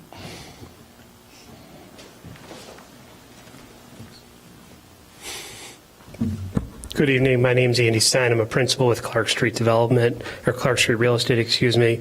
Thank you for hearing us before this evening. While I respect Alderman Rainey's opinion, I politely disagree. We are in the business of being a developer. We've developed a lot of different projects, from large mixed-use projects in downtown Oak Park to restaurants to medical buildings. We're not trying to do anything other than to provide a benefit to the city of Evanston. First benefit would be the economic benefit of purchasing the property, putting the property back on the tax rolls, and then for that opportunity to produce sales tax. The other economic benefit, which is the hidden benefit in this, and the benefit to the community as a whole, is there is no climbing gym, world-class climbing facility anywhere like this in Evanston, yet alone in the northern suburbs. This will become a regional destination that will draw and create real economic development and support other retail and restaurant businesses. As to Alderman Rainey's suggestion, I appreciate her creativity as to the structure. I'm well versed in the capital markets of how we go and arrange equity and debt. A lease proposition to us would not be very favorable in the capital markets, given the amount of capital investment that we're putting into the project, because it is just not financeable. We're here and we've been ready to look forward to starting to negotiate a process or a redevelopment agreement with the city since this fall. We are itching to get started. There are no there is nothing more than we want to do than to develop a First Ascent. There are no tricks up our sleeve. There is nothing. We have a long-term relationship with First Ascent. We're working on other opportunities with them, and we have a long-term lease. And I think this could be a huge benefit, both economically and qualitatively, to the city of Evanston. So I appreciate your time. Thank you. Stay up there just in case anybody has any questions here. Alderman Rainey? I saw your light on. Okay, you don't have it. Okay, I guess you can take it. All right. Did you have a comment or anything? Or I'm going to take a vote. Your light was on. Oh. You said you're going to take a vote. I have nobody else that I has any discussion. want to make the amendment. You want to vote on amendment yes, first? I want to, yeah. Was it seconded? Okay. Before you said okay. Seconded. The amendment I want to make is to change the word negotiate the sale of the property to a 3-year lease to own that would be fashioned after the template that we have for the properties on Howard Street. And also, I want to make sure that the negotiation includes the fact that the parking lot is the parking lot that we've been discussing for several years, developing the parking lot, will be a public pay station parking lot for all to use. I believe it's being considered that it will be Clark Street real estate. I could be wrong on that, but I want to make sure there's no question that it is not a parking lot for them to develop, but for us to develop. But just so we're clear, right now that is not on this agenda this evening, the parking lot. That's correct. Okay. Well, that just Okay. to be clear. All right, but are you putting the parking lot in your amendment just there? Well, I just want to make it clear in the negotiations that it is not part of the deal. Okay. But the amendment itself, on which we have to see if there's a second, and that we're going to vote on, is to change this into a 3-year lease to own, similar to what's on Howard Street. Is there a second to that? Second. Okay. Seeing Alderman Wilson. Okay, so I view that as just a subversive way to try to kill the deal. So, hopefully. It's not meant to be. It's not meant to be. But it is. So, point blank, You should it vote is. again. And so it's very clever. It's extremely creative. I'm not. But I just explained why, the city manager would have the authority to try to negotiate something like that under the way it's drafted now. But if it's changed to just be that one specific thing, then he doesn't have to negotiate anything. There's no point in negotiating because you already killed the deal. Well, So I think we should leave it as it is. The city manager has the authority to negotiate, including that possibility. But to make the change is just it's a back end way to try to kill the deal. Thank you, Alderman Wilson. Seeing no more lights, City Clerk, could you take the roll, please? And this is on the amendment to A21, which would the amendment make this a 3-year lease to own, similar to what exists on Howard Street. Can I ask the alderman to reduce that amendment to writing for the clerk's office? I did. Yeah, I did I'll forward reduce it to to you. Thank writing. you. I sent it to the city manager early today. Alderman Sufferton? No. Alderman Ravel? No. Alderman Rainey? Aye. Alderman Fleming? No. Alderman Fisk? I'm sorry? Alderman Braithwaite? Alderman Nguyen? No. Alderman Wilson? Alderman Ruth Simmons? Aye. All right, so the amendment fails to pass on a 6-3 vote. Okay. Okay, so there were 3 votes that were in support of the amendment, 6 votes against. So that failed to pass. Okay. So I move that we act on the provision as drafted. Okay, seeing no lights, City Clerk, could you take, this does require a 2/3 majority vote. So could you take the roll on A21, ordinance 122-0-18, which is to authorization to negotiate a redevelopment agreement in the sale of the city property at 2222 Oakton. Alderman Rainey. I'd like to speak to that then. Alderman Rainey. We are not leasing, we are not selling now. We are now selling out a public building that sits on the edge of a park to a developer, which is something that I don't believe we've ever done before. And I am actually mortified that this council would do that. There's nothing right about this, and I think you're going to regret it. I really do. I know that rock climbing is for everybody, and I don't actually have a problem with rock climbing. It's that I have a problem with everything about this developer. No matter how wonderful he seems to be, he is an aggressive developer, and I do not believe he's going to stop at this building. And I don't think this is the place for a shopping area. This is a park. We had people complaining about Smiley Brothers, and I think once the next project goes in there that he's going to develop, I am just really saddened that we're going to do this to this park. Okay. And just because it's a park doesn't mean you put in a rock climbing center there. It just makes no sense. And thank you, Alderman Rainey. We get Alderman Ravel and Alderman Fisk. Well, we do have another opportunity after tonight to vote on this when the city manager comes back to us with whatever the negotiation produces, because we are not voting on the sale tonight. And one thing that I would be looking at, for example, just to address, I think, some of Alderman Rainey's concerns is, my understanding is there would not need to be any kind of zoning change for the rock climbing facility. So I would hope that that a zoning change is not going to be part of what comes back to us after the negotiation. But you have to be curious as to wonder why the developer wants to discuss a zoning change. And Okay. That's all right. Alderman Fisk. Thank you, Mr. Mayor. I hear what Alderman Rainey is saying, and I appreciate the fact that she's being sensitive to a piece of property in her ward and understands what the future, or in her mind, what the future of this property is going to be. I mean, we've got other development projects that, we talked about Harley Clark, a library parking lot, other development projects that are on city property.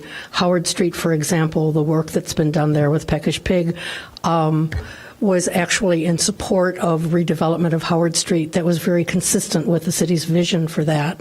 I am concerned about what happens to public land after it is redeveloped.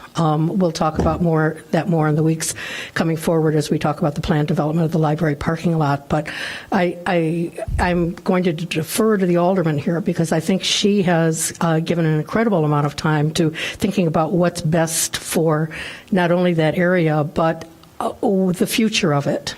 And so I just wanted to say that I'm sensitive to it. I hear that. I've been thinking about it a lot, and I'm respectful. Okay, thank you, Alderman Fisk. All right, seeing no more lights, City Clerk, could you take the roll on A21? It's the original one. It's staff recommends City Council approval of ordinance 122-0-18, authorizing the city manager to negotiate a redevelopment agreement and the sale of city-owned real property located at 2222 Oakton Street with Clark Street Real Estate LLC. A 2/3 majority of the council is required to adopt this ordinance. City Clerk, could you take the roll? Alderman Sufferton? Yes. Alderman Ravel? Alderman Rainey? Alderman Fleming? Alderman Fisk? Alderman Braithwaite? Alderman Nguyen? Alderman Wilson? Alderman Ruth Simmons? No. Ordinance 821, 122-0-18, authorizing to negotiate a redevelopment agreement and the sale of city property at 2222 Oakton to Clark Street Real Estate, passes the City Council, and I missed it if it was 7-2 or 6-3. 6-3. On a 6-3 vote. Okay, so 6-3 vote, that passes. Okay, Alderman Ruth Simmons, could you take us to 822? 822. The Transportation Parking Committee and staff recommend City Council adopt Ordinance 161-018, amending City Code Section 1011-18 and Section 1011-22, resident parking only districts for District S to become EVS District 3, with a review of the changes after 6 months to be presented to the Transportation Parking Committee in the second half of 2019 is for action. Second. Okay. Alderman Wilson. I tried to get some clarity, but I'm still a little confused on this. My understanding from the Transportation Committee previously was that this district would be available to residents of Evanston who had their vehicles registered in Evanston. But the ordinance itself appears to allow residents who aren't registered in Evanston to purchase permits. So I heard from a resident, and I'm just perceiving a disconnect between the parking committee and how it got drafted. So I'm looking for clarity on that. Okay. Perhaps we can have city staff come up. Welcome, Jill. And then after you speak, we've got Alderman Fleming. Okay. Thank you, Jill Veland, Parking Division Manager. Thank you, Mayor, members of the council, City Manager, the Clerk. So I just want to clarify, because obviously I think there's a piece missing from that question.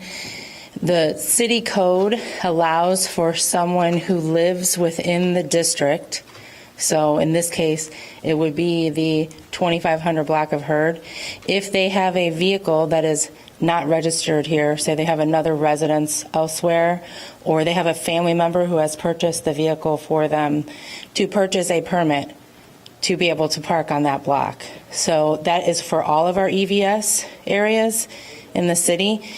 So in order to get the permit, if you do not have a wheel tax, you have to actually live within the district boundaries. So it, in effect, acts as a residential district, but other people who live within Evanston can go and park on that block. Okay, so that's the clarification. And in this instance, the district is just one block long, right? Correct. So it's not going to. So I'd had some feedback from other council members, and that caused me to be a little confused. So this is not going to be open to allow like businesses or other people from other parts of town to purchase permits for the block. Correct. Right. Okay. It's for Evanston residents, and then if someone on the block does not have their vehicle registered in Evanston, then they would buy a permit to be on that block. And that permit costs more than the regular permit. So if you have your car registered, it's inexpensive. But if you don't have your car registered, it's a lot more expensive, correct? Correct. Okay. So the permit is a high price. If you have your car registered, you get a discount from that. So currently it's $90. If you pay for the wheel tax, you get a discount of $75. So you only have to pay additional $15. Okay. I would feel, because it's for action, I would feel a bit more comfortable because I do know that it was a fairly contentious issue in the neighborhood. If we could just get that information into the packet and memo before we voted on it. I don't know. Alderman Suffredin and Alderman Fleming, I think you probably could give me a little better context on that thought. Well, why don't we get Alderman Fleming? Her light's on. Well, yeah, so I'm on the parking committee, but this came a long time ago. And I know that there was residents who were like, well, the businesses park here and then we can't park our car. And I shouldn't have made that noise. That was being sarcastic. So I lost the part. I guess I never realized that I never thought about people who live on the block who don't register their car. And so when I read that sentence, I was like, well, what does that mean? Because I assume everybody who lives in Evanston pays their wheel tax, or they should pay their wheel tax.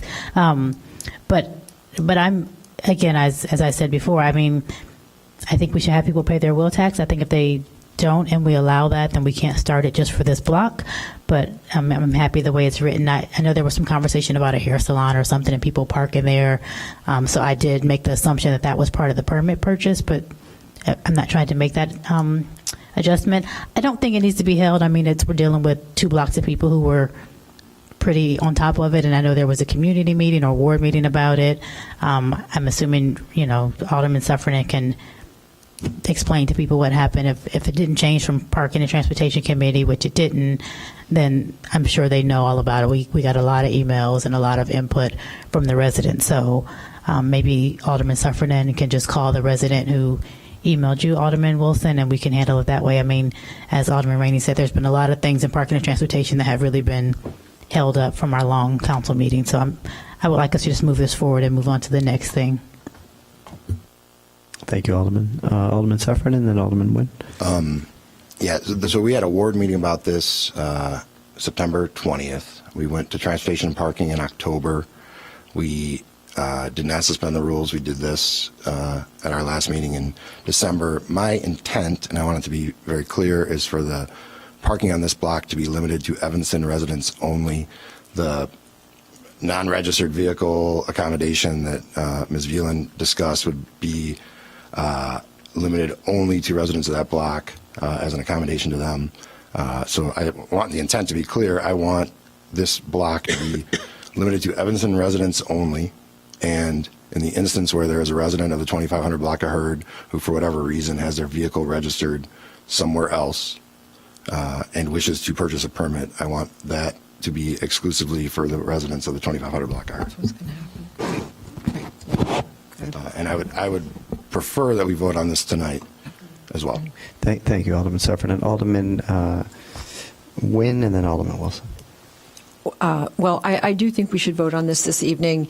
I think, as Ms. Veland has explained, this is something that is in our ordinance already, and actually by someone purchasing who has a vehicle registered elsewhere, which people sometimes do. You have a car that you use someplace else, but by people who are within the district, just one street, who are buying a permit, they essentially are paying for their wheel tax as well, because it's $90, correct?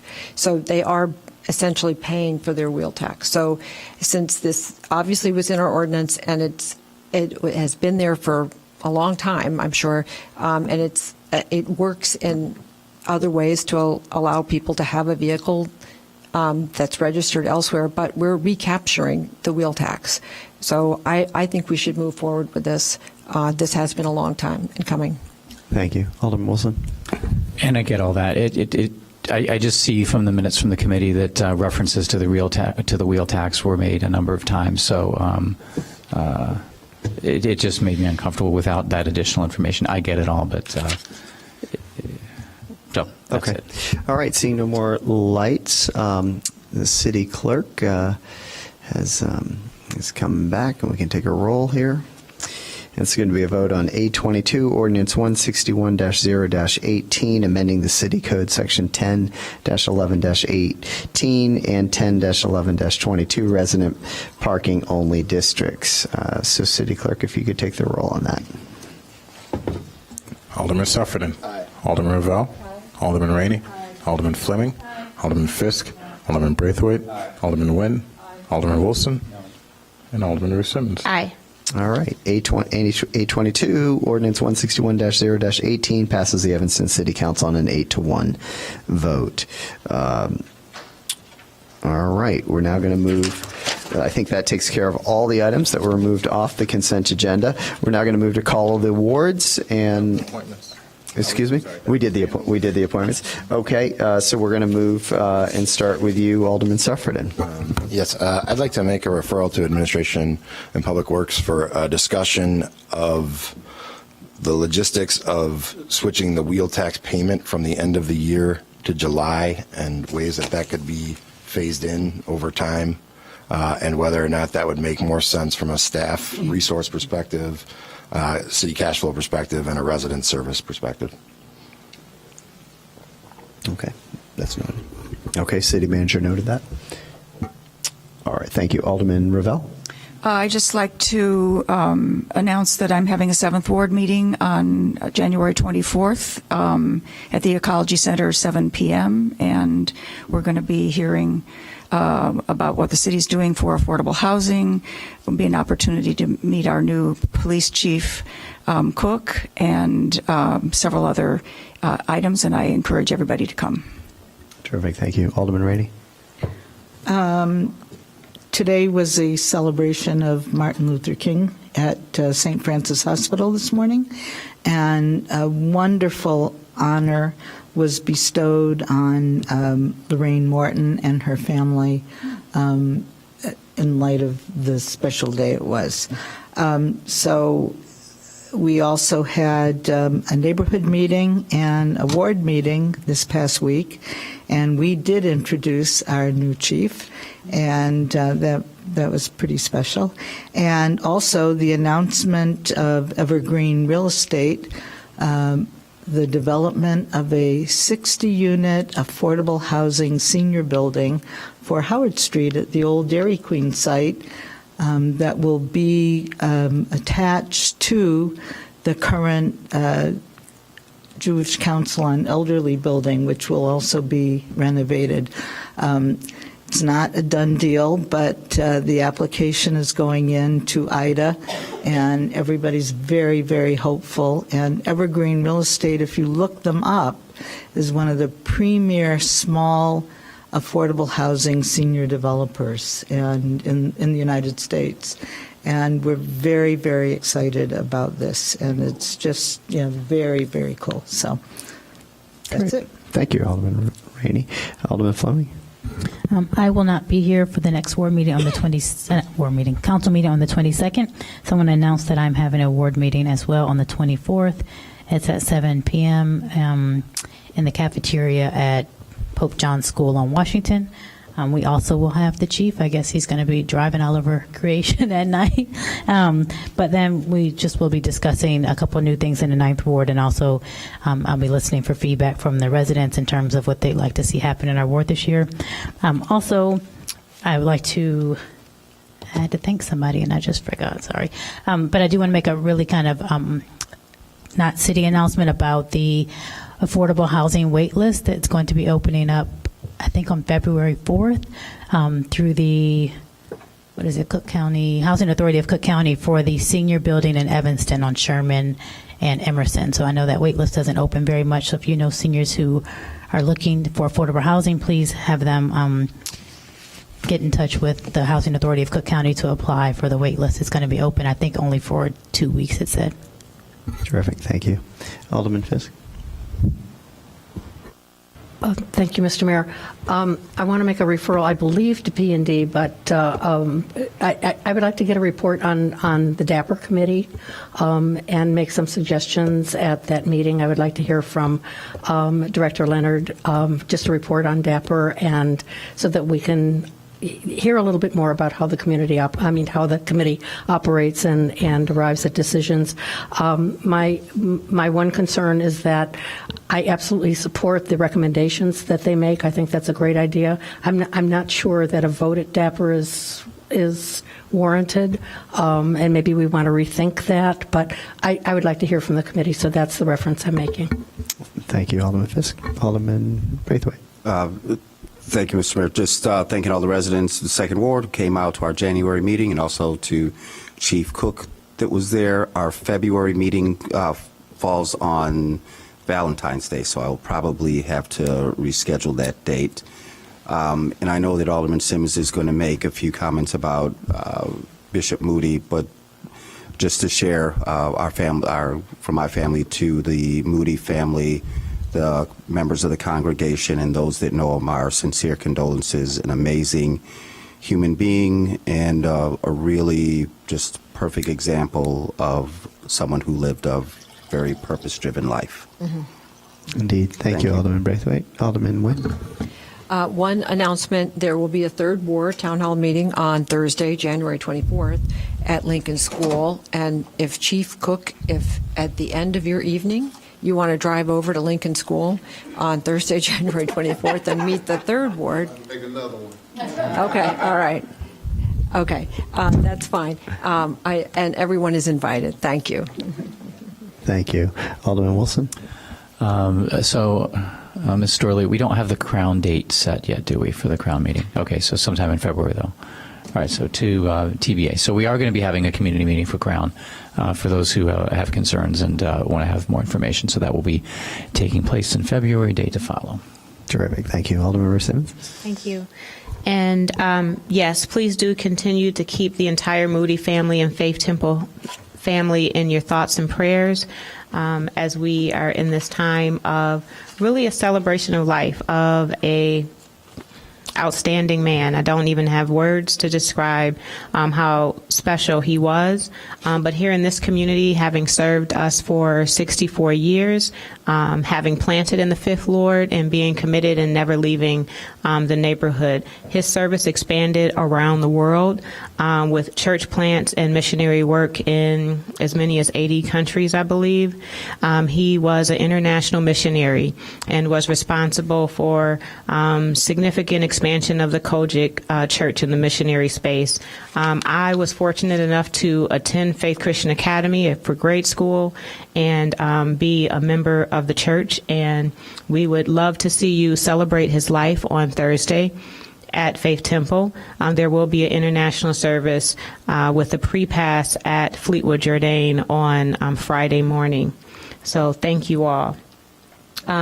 We had a great ward meeting. Thank everyone for attending. We went over a recap of 2018 and we set goals for 2019, and there was one goal: affordable housing. So I'll be very focused on that. And then we have reprogrammed Gibbs Morrison. Very excited to announce the exciting programming. We will have a one operator for the studio, and we will launch it with a Gibbs Morrison reboot. There will be a panel with music industry artist Forever Fresh, who is a Grammy Award-winning writer who wrote Beyonce's Lemonade and some other songs that some of us that enjoy hip-hop and R&B adore, as well as Rio, who is a native Fifth Ward Evanstonian, attended district schools. He is a renowned writer and has written Lil Wayne's most recent album. Yep, Carter, I think 5 or something. Actually, he produced it, as well as Usher and many others. So he's working in the industry now. He's traveling the world. He and Fresh will be here on Saturday to have a panel as well as a live performance. So please do join us. Saturday, 4 p.m. at Gibbs Morrison. All are welcome, and I'm hoping that we will see the Evanston Library mobile there as well. Thank you. Thank you, Alderman Simmons. Alderman Wilson, can you lead us into executive session? Yes, thank you. Pursuant to 5 Illinois compiled statutes, ILCS 120/2A, I move that the City Council convene into executive session to discuss agenda items regarding collective bargaining, real estate litigation, and minutes. These agenda items are permitted subjects to be considered in executive session and are enumerated exceptions under the Open Meetings Act. These exceptions are 5 ILCS 120/2A, C2, C6, C11, and C21. Is there a second? All right, City Clerk, could you take the roll, please? Alderman Sufferton. Aye. Alderman Ravel. Aye. Alderman Rainey. Aye. Alderman Fleming. Aye. Alderman Fisk. Alderman Braithwaite. Alderman Nguyen. Alderman Wilson. Alderman Ruth Simmons. Aye. All right, on a 9-0 vote, we are recessed into executive session. Thank you, everyone, for coming out, and everybody watching home. Thank you.